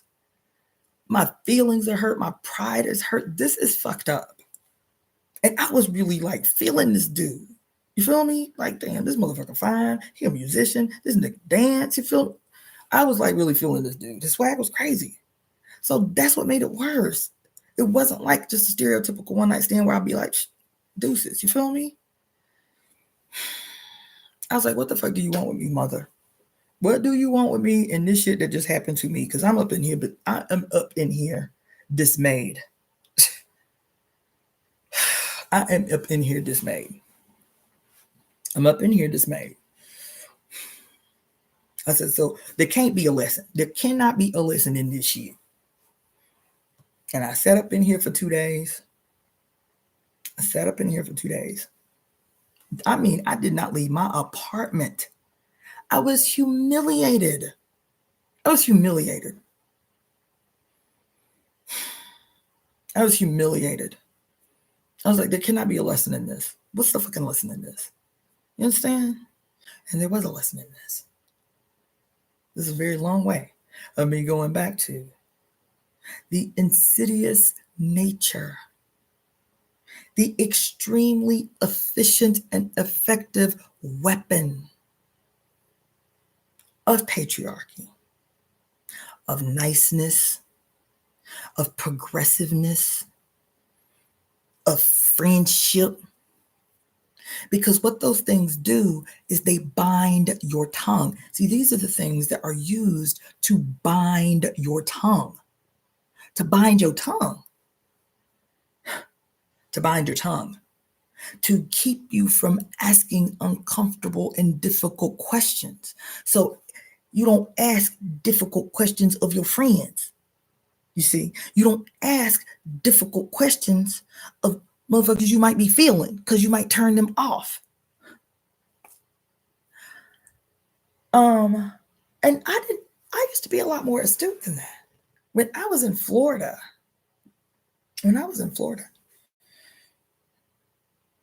because I was in a densely, pretty much all Black population. If I was going out for strange, if you ain't from the South, you don't know what I'm talking about. But if I was going out for strange, you feel me? If I was going out for a one night stand, I had a list of questions that I would ask any man before we even got past the first drink. The questions were, are you married? That was the first question. If they say no, do you have children? If they say yeah, how many baby mamas you got? Do you live with your baby mama? Because there used to be a thing where, me and my baby mama live together, you know what I'm saying? But it ain't like that. We don't see each other. We just co-parenting. Oh, no. Are you in a relationship with your baby mama where y'all still sexually engaged, even if y'all don't live together? I had a list of questions. One, because I do not ever set out to hurt women.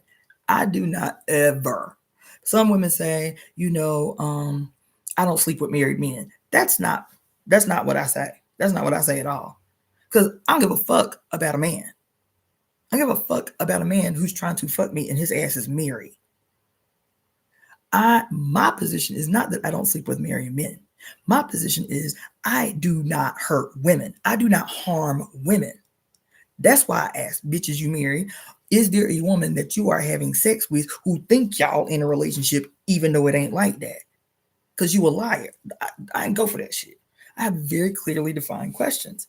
I ain't formulated no questions since I've been in California because the dating dynamic is extraordinarily different. The cultural dynamic is extraordinarily different. This was what the lesson was. This was what the lesson was. Is Cassandra, 15 years ago, you used to be really astute about asking questions so that you were very aware of who it was you were allowing into your body, into your space. You feel me? Making sure that you are not causing harm to others in this seemingly innocent act of having a one-night stand. You feel me? Yeah, you feel me? And so she said, you ain't asked no questions. Y'all talked about a ton of shit, but you ain't asked nothing. You ain't asked this man nothing about his life. I didn't ask this man nothing about his life. Not in no deep way. You feel me? And baby, I went on this man's website, and when I say not just like, I was born in Israel and that's my country and I love Israel and I love, not that. That ain't what I'm talking about. This man's Facebook. First of all, I was really shook. I was really surprised by how malignantly confident and audacious he was about some of the shit he posted on his Facebook page. I was like, oh my God. Baby, I was shook. And it take a lot to shake me. I was shook.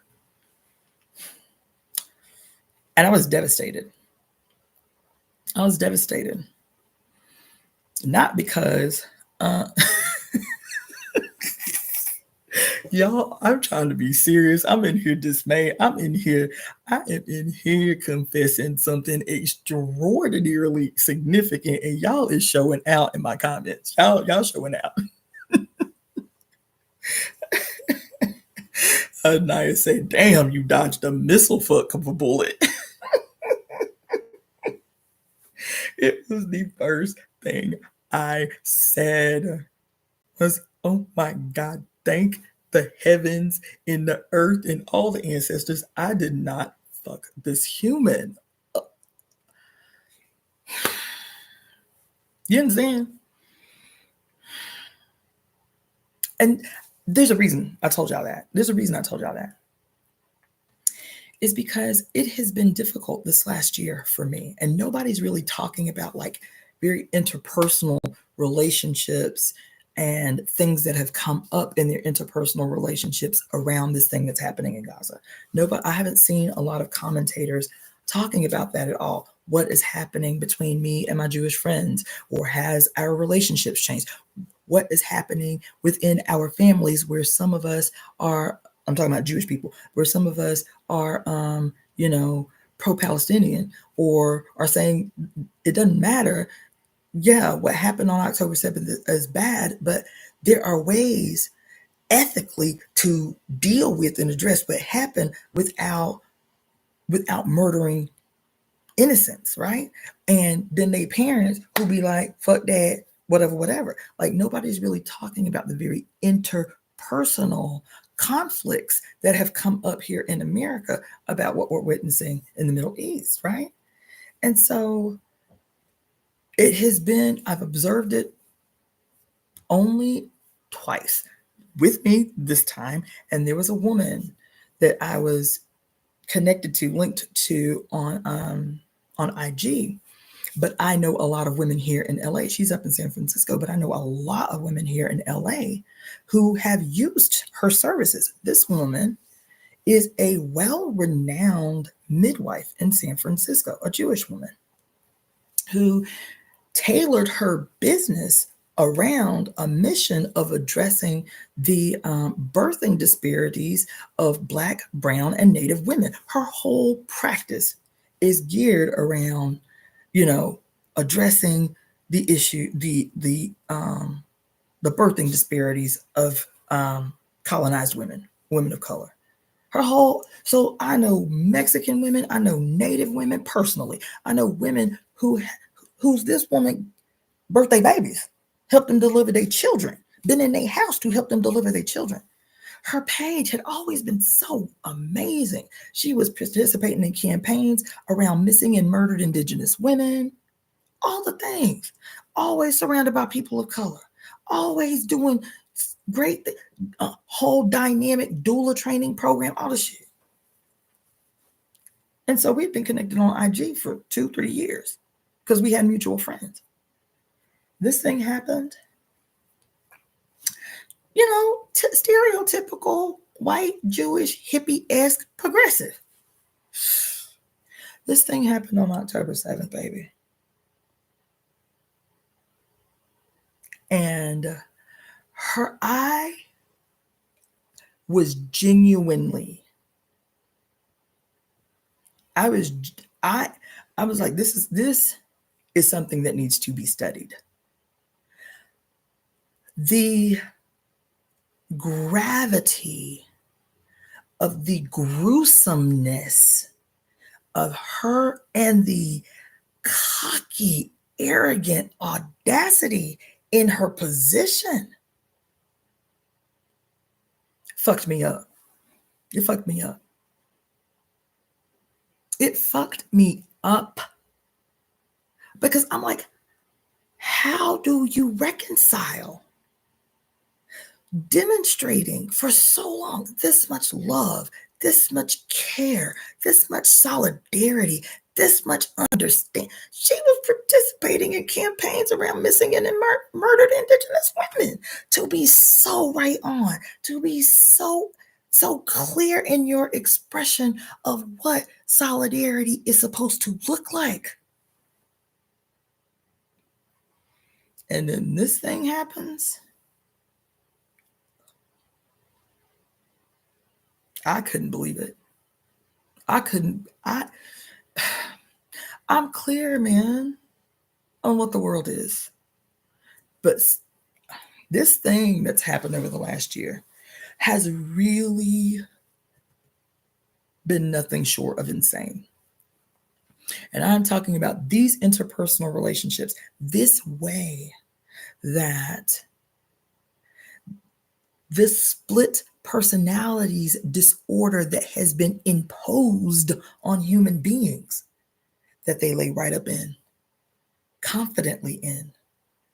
This girl's posts were out fucking outrageous. Out fucking outrageous. And that fucked me up. That was about 6 months ago that I blocked her. I finally blocked her because she was in my she was in my inbox on some straight bullshit. I was like, I don't even need this kind of energy in my cipher. So I blocked her. But that sat with me. That this girl stays surrounded by people of color. You feel me? Then this thing happens with this man over the last month and a half. So progressive. So interest. That was the other thing that I think was distressing, was that foreign men in general, especially where Black women are concerned, but women in general, you'll hear every woman say that there is something very different about foreign men and their interactions with women, right?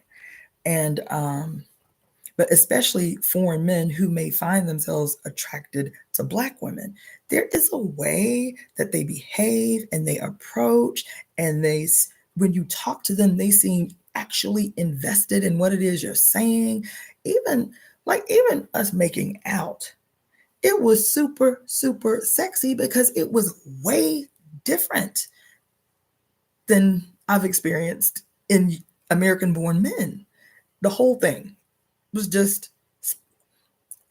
the playing, his dancing, his singing, his whole swag, his whole presentation, even how respectful he was while we were making out. You know what I'm saying? Even the way he talked to me while we were making out. I was like, this is nice.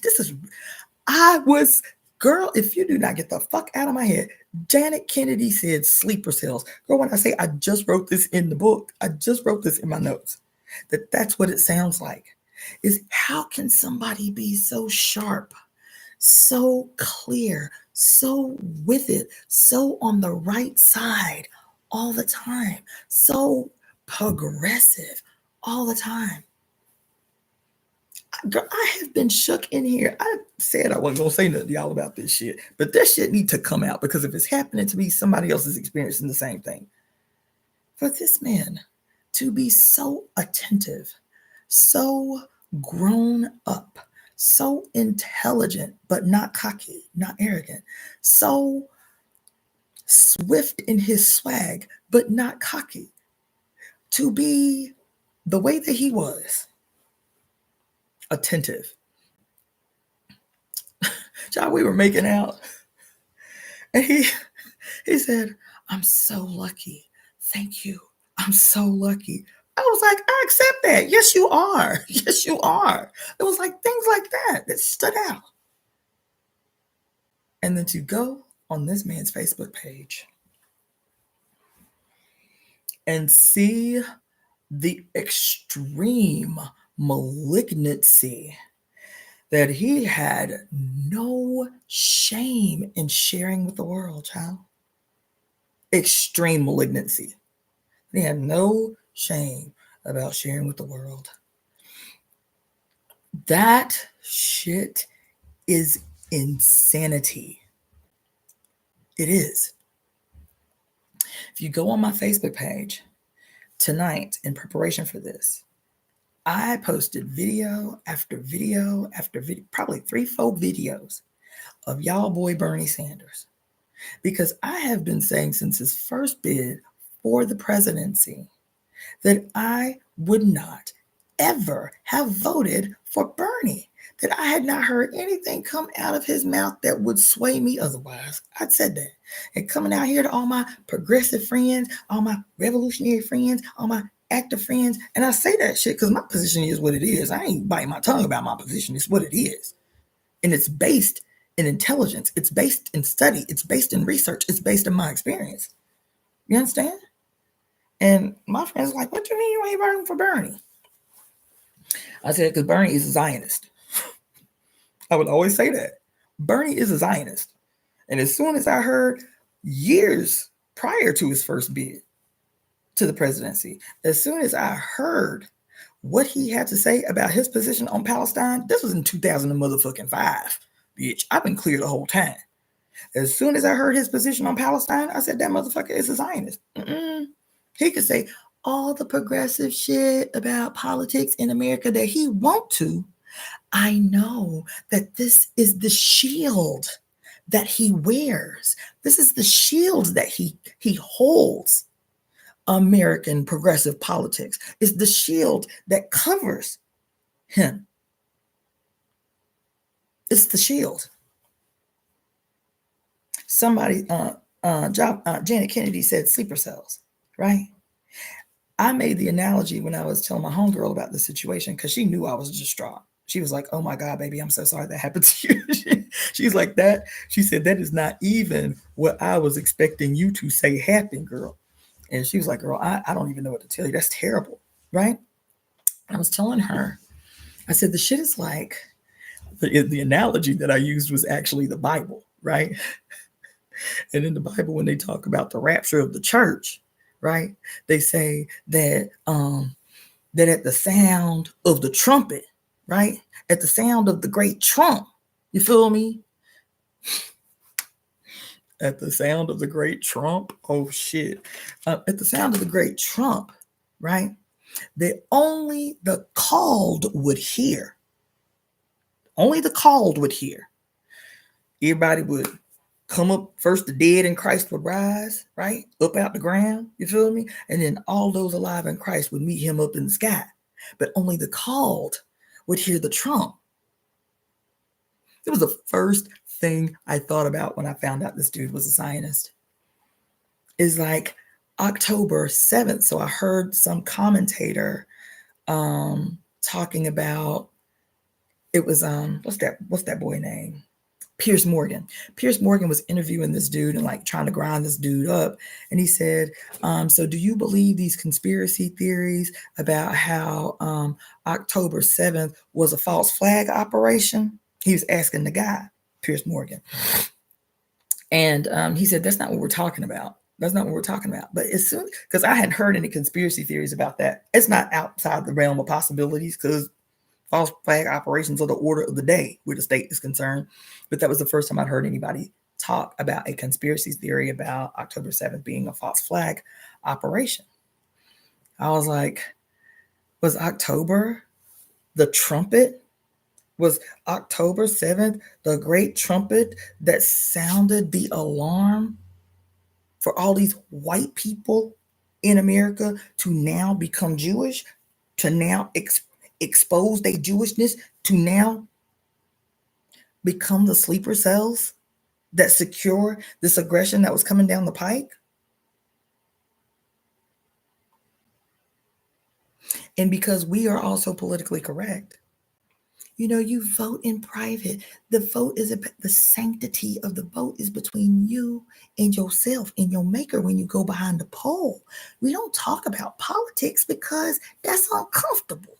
And I heard this girl say it was a trans teenager or trans. She's voting this year. This is her first time voting, and she did a YouTube and she said, this society has grown uncomfortable with asking tough questions. She said, I went right home I live in the South. I went right home, and my parents know I'm trans. I'm trans. My parents love me, and they this and that, and they don't ostracize me or nothing like that. She said, but I went home because I realized there were some questions that I had to ask my Southern parents. She said, I went to my mom and them house, and the first question that I asked them is, who are you voting for on November 5th? This 18-year-old girl voting for the first time. She said, who y'all voting for on November 5th? And she said they looked shocked, that like I wasn't supposed to ask them that. And then after some time, both her mother and her father said, we will be voting for Trump on November 5th. And she said, my parents love me. She said, so I was devastated because my parents love me. And she told my parents, she said, I told my parents, there is no way that you love me and care about my life and care about my safety and vote for someone who is expressly opposed to my life and my safety and my well-being. There ain't no way you can really love me if you go and vote for somebody who is aggressive in his opposition to my life, my safety, and my well-being. I said, well, come on in the room, 18-year-old girl. Come on in the motherfucking room. We don't have uncomfortable conversations with our friends or people we like or people who are nice to us. This is what contributes to us becoming an entire country of complicit participators in fucking genocide, in aggressions against black, brown, and red people, against women, against others. This is how we become silently complicit, because we uncomfortable asking difficult questions. And the purpose of difficult questions is to assess if you yourself is safe in the relationship that you call a friendship, in the relationship that you call my homeboy, in this relationship that you call my friend or my homie or my lover or whatever the fuck. That niceness is not enough. We friends because we go out to get a cocktail once or twice a week is not enough. Or because we like the same football team is not enough. Where do you stand on a world who every country on earth, their news is dominated by 3 fully raging genocides on the planet right now? What's your motherfucking position? Because I need to know, can I call you friend? Are you truly an ally?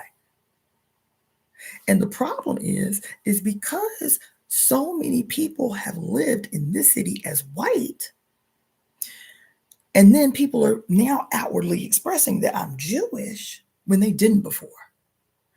Now they're outwardly in their nationalism expressing that I'm Jewish. Because the other thing is all of these musicians that I found out, 150 famous people that I found out were Jewish. Now I got an attitude because ain't none of these motherfuckers came out and stated a position. But you famous. If you're Jewish and you're famous, you have to state a position. I don't give a fuck. You got to state a position. You got to state a position.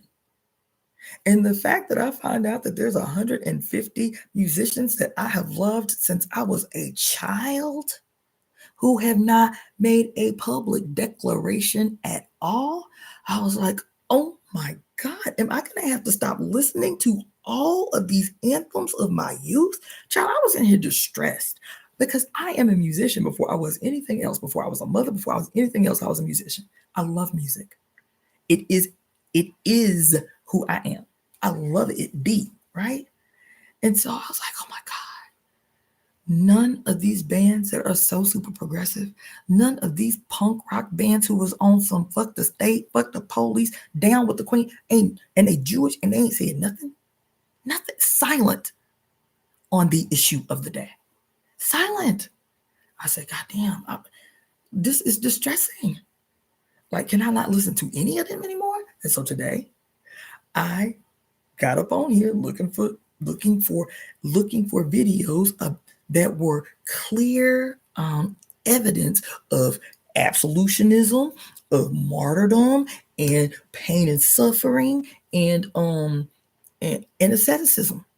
All that shit I'm talking to you about is still the same thing, right? And so today, another Pierce Morgan little short girl, Naya Asset. When I told my homegirl about the Israeli dude that I made out with, and we was talking about the same thing, and she was like, musicians, girl. She's like, that's what I was getting at. Let me backtrack for a second since you mentioned it. How can somebody produce music so beautiful, lyrics so beautiful, so beautiful? The way this man played was devastating. Beautiful lyricist, beautiful singer, beautiful performer. I'm like, how does that? How? And so that got me on another wormhole. I'll tell you about another day. But how, man? How does that happen? To sing about how, and to have that much toxic venom stored in your heart for a singular group of people that you do not see as human. This man made out in the back of his car with a big, fat, dread-headed, gray-headed, tattoo-faced black woman whose humanity he could see. Talked to me for hours, whose humanity he could see. And then with the same mind. This shit blows me away.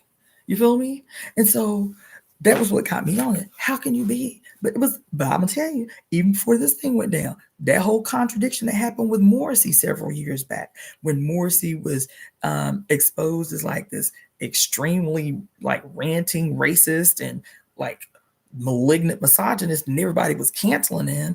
Morrissey is huge out here. Mexicans love Morrissey. I've been obsessed with Morrissey since I was 13 years old, man.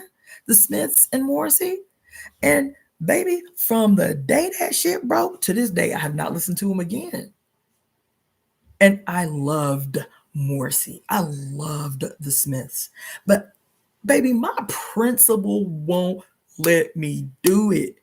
It was the same thing when that goddamn R. Kelly shit happened. R. Kelly was a cultural icon. Remember the hip hop operas that he was doing with like Shantae Moore and who else was it? Oh my God. But anyway, y'all remember the hip hop operas before YouTube. Before YouTube. We was waiting every week for the next who is this in my home? You remember that? This motherfucker was a genius. You hear me? And baby, when news broke of what his transgressions were, what he did, I didn't have to wait for him to go to trial. I didn't have to wait for him to be found guilty. As soon as news broke of what the accusations were, that's all I needed to know. Baby, they would play, because it took a long time for the black community to get up on that. They'd still be playing this shit in the club. Step, do. Baby, as soon as he came on in the club, I'm sitting down. I'm walking out the bar. I have a hardline position. And so I was watching Pierce Morgan on another little short. The short was a series of shorts about people who have actually challenged Pierce Morgan around this conflict happening in the Middle East. Greetings out of Sally. And baby, there was what they call it, a silver lining around what had up to that point been a gray ass cloud. Roger Moore of Pink Floyd, who I love Pink Floyd. Roger Moore of Pink Floyd literally ground Pierce Morgan up. He was like, this old man, and I think Roger Moore is like 80 now. He is old. He said, look, there ain't nothing you can say. There ain't nothing nobody can do. that is going to make me change my position. Because Piers Morgan was doing that little shit that white men in general be doing, be trying to like cut you off or talk over you or cut you short so you can't finish a statement because they so super smarter than everybody in the room. Piers Morgan, and so when Piers Morgan would try to interrupt him, instead of looking at Piers Morgan because they having a conversation, when Piers Morgan would start going off, he would just say, "Where's the camera? Where's the camera?" And then he would talk straight to the camera. And Piers Morgan would be like, "Who are you talking to?" He was like, "Well, you obviously don't want to talk. You just want to talk over me. So I'm just going to talk to the people. I'm just going to talk to the camera. This is my position." I said, "Come on in the room, Roger. Come on in the room, Roger." I was like, "Let me pull out my Pink Floyd albums again." Let me pull out my, because that was redemption.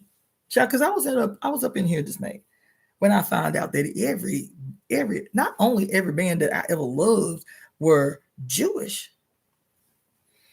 Child, when I found out that Aerosmith, that Joe Perry and what's his name? Steven Tyler were one of the many American actors and artists and musicians that have gone to Israel for these combatant retreats where they pay thousands of dollars to be put on a bus and driven through a what you call it, like when you do paintball and you go through the little real life scenarios in the little forest with paintballs and shit like that.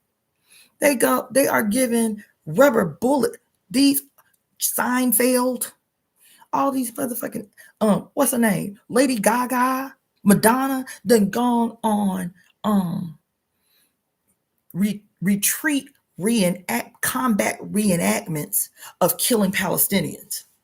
That ain't no shit I made up. I done found the articles. I done read the articles where Steven Tyler and Joe Perry took their families, their kids, on a combat retreat. So you know how Black people are always complaining about the inherent racism in the police department, right? And how the evidence of which is when they go to the firing range or they go through these these live action like scenarios and stuff when they're in training, and how all of the pop-up models that they have to shoot are always Black, typically teenagers, Black males between the age of 16 and 24. Like, why they always Black type of shit. That shit in Israel, Palestinians, people draped with the Palestinian, scarf on. And Americans who call themselves progressive, American-born Jews who call themselves progressive over here. Seinfeld votes Democrat incessantly, forever. Calls himself progressive. And that same progressive, that same Lady Gaga, that same Madonna, that same Steven Tyler and Joe Perry would go to Israel to play like they killing Palestinians and pay thousands of dollars to do it because this is a retreat. They all over there in fucking fatigues. They dressed the people up in fatigues. They all laughing, high-fiving and shit. Seinfeld has an assault rifle in his hands with rubber bullets in it. I said, this shit is wild as fuck. This shit wild. And so this shit had me fucked up with this man. It had me fucked up. And so when the sister say sleeper cells, it reminded me of like some Manchurian Candidate type shit. You understand? Like loving dad, family man, always did the right thing. You understand? Doesn't even know that his ass is a sleeper cell. That was the thing. That was the thing about the Manchurian Candidate. He didn't even know he was an agent. He didn't even know he was an agent. He grew up his whole life thinking this is who I am. And then he get a phone call one day when they need him to do what they need him to do. He get a phone call. Somebody hands him the phone and he hears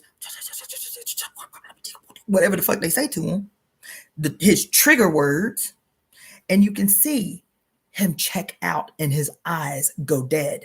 His eyes, when people check out when you're talking to them and they go,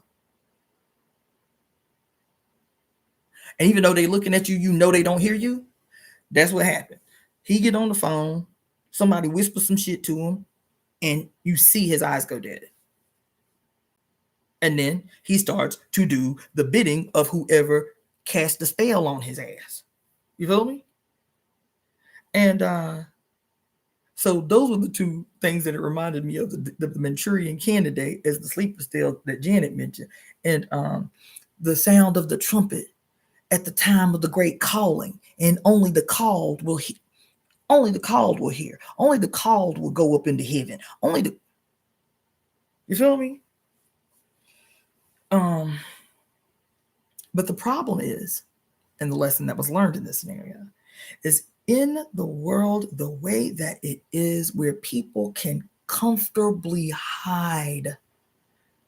They can comfortably hide because there is no challenge. There's no challenge. People can comfortably hide because there is no one asking them difficult questions. No one. And if I had recalled in the moment my behavior when 15 years ago when I was in Florida about stepping into space, if I'm going to have a one-night stand, there's some minimal things I need to know. I don't need to know your life, but I need to know, is some woman going to be betrayed in this act? Is some woman going to be hurt by this act? You feel me? I had other questions, but those were the main ones. Nigga, is you married? Is you living with somebody? You got baby mamas that I need to know about? Because if the answer was yes to any of them questions, then the answer was no for me. I did not budge on that shit. But I have not developed my very necessary list of questions in this motherfucker right here. Because if I had gone into that space instead of being wooed by the IG is about to shut my shit off again, y'all. But instead of being wooed by the genius and the talent of this good-looking dude, my questions, if I had organized some, would have been, you feel me? Where you was born, where you from, you feel me? Oh, you was born in Israel? What's your position? You Jewish? Okay, what's your position about what's happening in the world right now? And then that would have helped me to determine what my response would have been. But I have recognized that out here, especially, ain't nobody asking no uncomfortable questions. And so there's still a lot of hiding in plain sight that people are able to do with very extremely toxic and malignant positions about the world and the value of human beings. It is. It is. It is. There's so much more I wanted to say, but like I said, I probably just have to break this down because it's 2:42 and I still got studying to do for all this shit I got to do tomorrow. But this was important, man. This was important. This is an important conversation to have, and it's not to single. I'm gonna tell you something.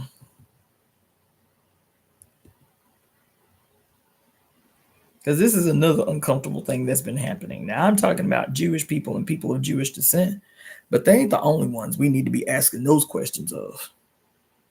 Not by far, not by a long shot. They ain't the only ones we need to be asking those questions of. Because in the blink of an eye, this thing is only a year long, this aggression. It has only been a year. And at the beginning of that year, Black people was like, ain't no fucking way. We staying with Palestine. In a great big radical voice. But Black people, by and large, like, we staying with Palestine. Fuck what you heard. We staying with Palestine. You feel me? And all the state had to do for a lot of these progressive Black people who were outspoken about their solidarity with Palestine, all the state had to do was to dangle a partially colored woman in front of y'all and your loyalties radically changed. That is some disappointing and concerning shit.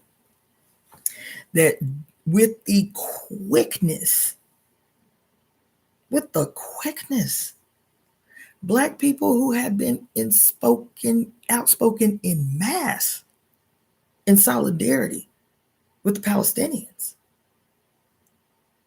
All the state had to do was dangle a negress in front of y'all, and y'all are willing to betray the world. So this ain't no shit where I'm singling out Jewish people to ask them what's your position. Every Jewish person needs to take a position. I don't give a fuck. Every Jewish person needs to take a position. Everybody needs to know who you are and where you stand. That's on principle. I don't give a fuck. Y'all do it to Black people all the time. You know what I'm saying? Every Jewish person needs to take a position. If you got Jewish friends, you need to ask them, where do you stand? What is your position? Y'all just gonna be friends and not have no uncomfortable conversations about not just what's happening in Palestine, not because that ain't the only thing that people are challenging the Jewish nation as it exists here in the United States about. Their proliferation of what we call the democratic process. I just heard on, what was it, NPR the other day, that 87% of all of the representatives in DC governing body, politicians, Senate, House of Representatives, that like 87% have received funding from AIPAC.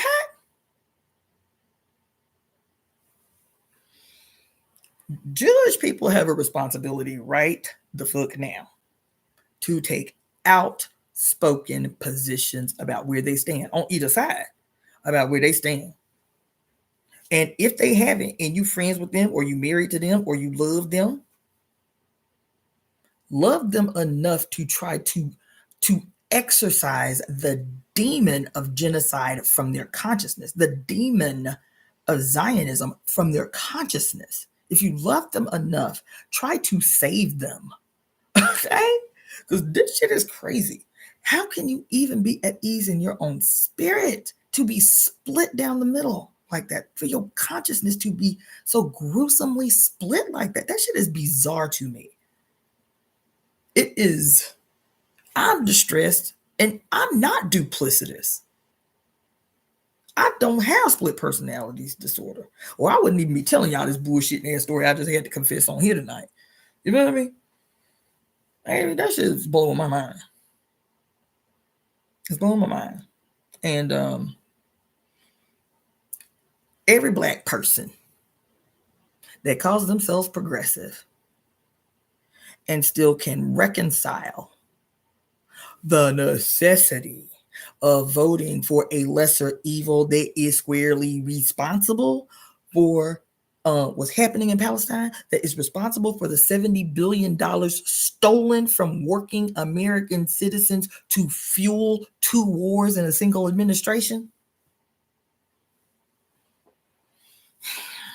You ain't even got enough courage, revolutionary. You ain't even got enough courage, progressive person. You ain't even got enough courage to just go ahead and cast your vote with a third party, because you done just accepted without any resistance.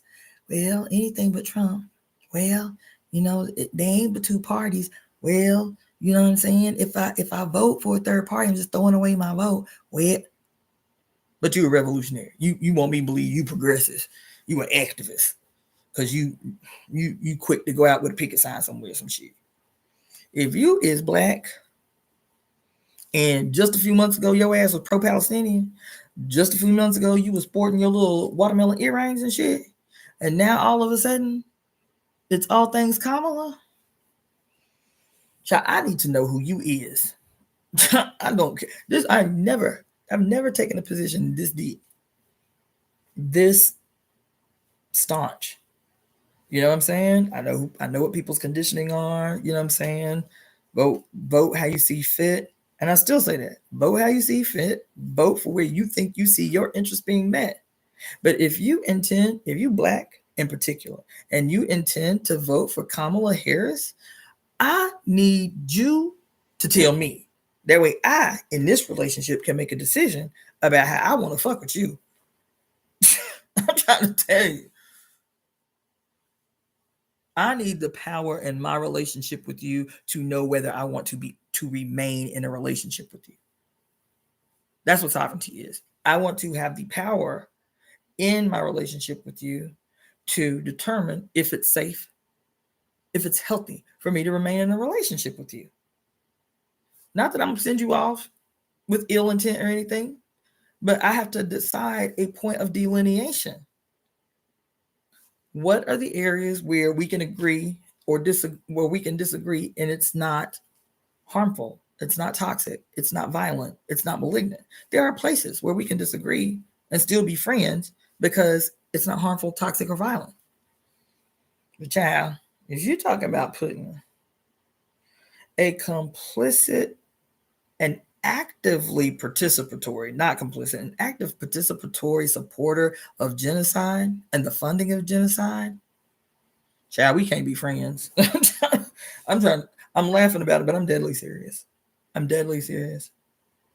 The thing that was so insidious about this thing with me and this man is because, again, these things, apologies, sorries, niceness, romantic love, and friendship and forgiveness, they are not outward weapons of war. They are insidious, sinister weapons of war because they are manipulating your emotions. They are specifically targeting your heart. They are manipulating those softest places in you. That's what's insidious about it. So this man said all the right things, did all the right things, touched in all the right ways. And so I'm like, oh shit, you know what I'm saying? I might have a little part-time boo in the making. You feel me?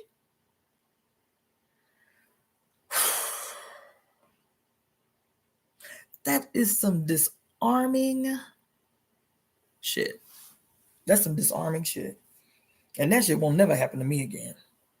Spirit was like, bitch, you better have yourself a line of questions that you ask before you give somebody the blessing of touching your body, of experience, of witnessing you experience orgasm. No, everybody ain't entitled to that. Everybody can't be entitled to that. Oh my God, I'm so glad I did not fuck this dude. Ugh. I was sick enough. I'm telling you, nauseous sick. I was sick enough when I saw his page. I was like, oh no. I was humiliated. I was embarrassed. I felt like I betrayed myself. How could I do something so stupid? I had a whole flood of toxic emotions. I was up in here subdued for 2 days. Subdued for 2 days. You got to have a list of questions. Today, this day that we are in, when very clear lines are drawn. And the position that we take today is going to be reflected. Because, see, it's easy for us to be engaged in and do some dumbass, evil ass, unprincipled ass bullshit here when we think that what we're being asked to address is somewhere far over there. But the decision that y'all make this week, when y'all go out to these polls, is going to have a direct, and I'm telling you, swift and immediate impact on your very safety, your very life as a citizen of the United States. Take my word for it. You can take that to the bank. You can take that to the bank. What you do on the 5th is going to have a swift and intense, immediate, negative, harmful impact on your life. That's real. And so you better start asking your friends some questions. You better start asking your loved ones some questions. You better start having the courage and the confidence enough to ask the hard questions so you know that if the shit hit the fan, who is the real ally? Who is the real friend? Who is the real that's gonna have your back when this shit hit the fan?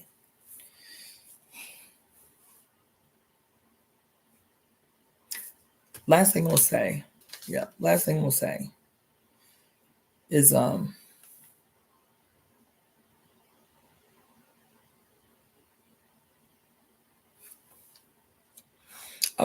wrote a quote in preparation for this. 2 quotes that I'll read you. On the apologies, the sorries, the niceness, romantic love, friendship, and forgiveness. Apologies, sorries, niceness, and forgiveness in particular.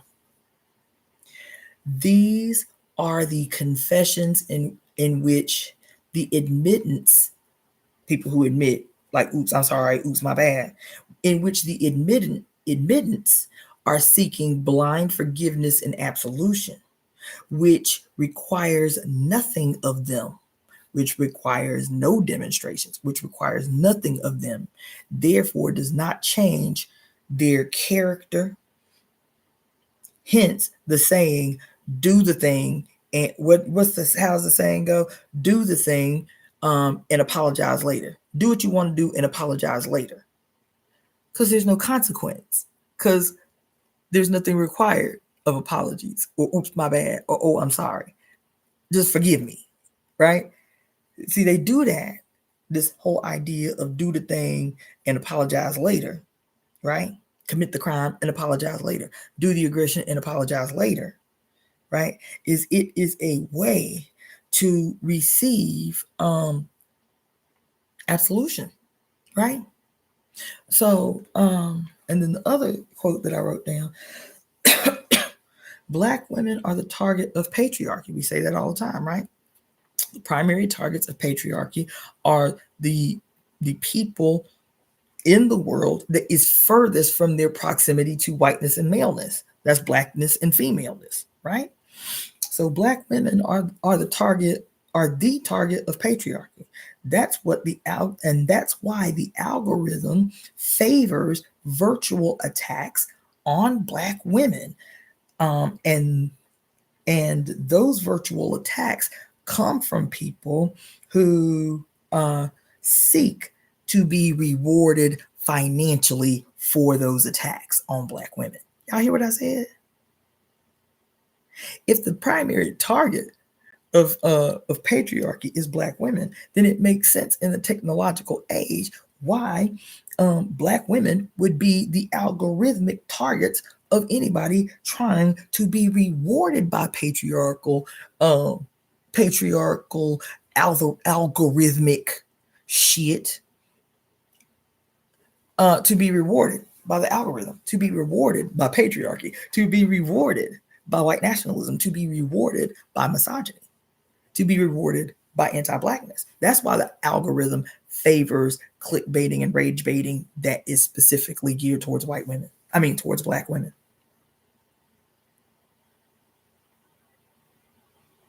You understand? Anyway, so now I'm gonna go to sleep, child. I gotta get up now. I'm gonna go to sleep for a few hours and get up and finish doing the study. And I gotta teach a workshop. I gotta teach a workshop at noon. Okay. I gotta teach a workshop at noon. I am straight tripping playing on here with y'all, but I had to process a lot of this shit. And that's what I'll do is I will just do this as a little series. No, Janet, no temple service tomorrow. I have a workshop to teach at noon, and I'm gonna try to make my belly dancing class in the morning. I don't know how real that is, but yeah, I definitely won't be doing a temple service. This was temple service. This was temple service. Yeah, but so much I want to talk to y'all about. But anyway, I'm gonna go to bed. I appreciate y'all, especially those of y'all on IG. Y'all were straight riders because this shit was tripping. I had to log on here like I don't know how many times. But anyway, those of you on YouTube and IG, I will ask you, I will tell you, invite you to make contributions to the Temple of Evolutionary Emergence. If you're on YouTube with me, you should see the super chat, super thanks, all that shit at the bottom of the screen. Book your readings. We are sitting right in November 1st / 2nd, which we are now in, is the new moon. It is a serious new moon. And so book your readings. If you're interested in booking a reading, you can email me at releaseheartcenter@gmail.com. releaseheartcenter@gmail.com. If you are if you want to make a contribution to the Temple of Evolutionary Emergence, just email me at releaseheartcenter@gmail.com. Yeah. And last thing I'll say, I just started watching this show. I don't remember what it's on, but I just ran across it. It is called Wicked City. Wicked City. Ow. I don't remember what station. I don't remember what app it's on, but it's called Wicked City, and it's about a coven of black witches in Atlanta. Child, y'all gotta watch that. It's like 4 or 5 episodes right now. Y'all gotta watch that. Y'all got to watch that. Now there's some overacting. You know how we be extra. There is some overacting, but the plot is deep. The plot is deep. It's called Wicked City. It is a black witch movie. It's about a black coven in Atlanta. Okay, so that's the last thing I'm gonna say. I'm gonna say good night. I love you all. Power up in your meditations around this new moon that we're in. It's been really intense for me the last few days and probably the next few days. Yeah, definitely for everybody. We going out to the polls in 3 days. So power up, rest. Try not to get overwhelmed by social media. It's okay to be aware. It's okay to be informed, but really, really try not to allow yourself to be emotionally mined. You understand? Try to be deliberate about how you're participating in social media over the next few days. I am going to do a live at some point tomorrow because there's something I meant to talk to y'all. I'll just say quickly. So Taja Lee had asked me a couple of weeks ago about if I was going to plan some kind of ritual or ceremony or a live or something for November 5th. And my initial response was that I would probably do a Zoom, and then somebody suggested we do a movie viewing. But for the 5th, what are the dates? For the 5th, there's 3 big dates this month. For the 5th, November 5th, November 11th, and November 19th, I am going to be calling on us to do a collective ritual, the Temple of Evolutionary Emergence. I'm going to be calling on us to do a collective ritual, which I will talk to you about tomorrow. I'll do a live about that tomorrow since there was so much here. I just want to talk just about the ritual tomorrow. But for the 5th, for the 11th, which is the 11/11, November 11th is the 2nd anniversary of the Temple of Evolutionary Emergence. And November 19th is the big day that we've been talking about for 4 years, when the planet Pluto permanently transitions into Aquarius for the next 20 years. Those 3 days, I want to be serious and radical ritual days. So I'll talk to you guys about that tomorrow. Probably just do a 20-30 minute live to talk to you specifically about what those rituals are going to entail and what I feel like they should do. And then we can go on from there. Yeah, so that's it. All right, good night, y'all. Take it easy. Have a good night. I will see you guys tomorrow. Peace.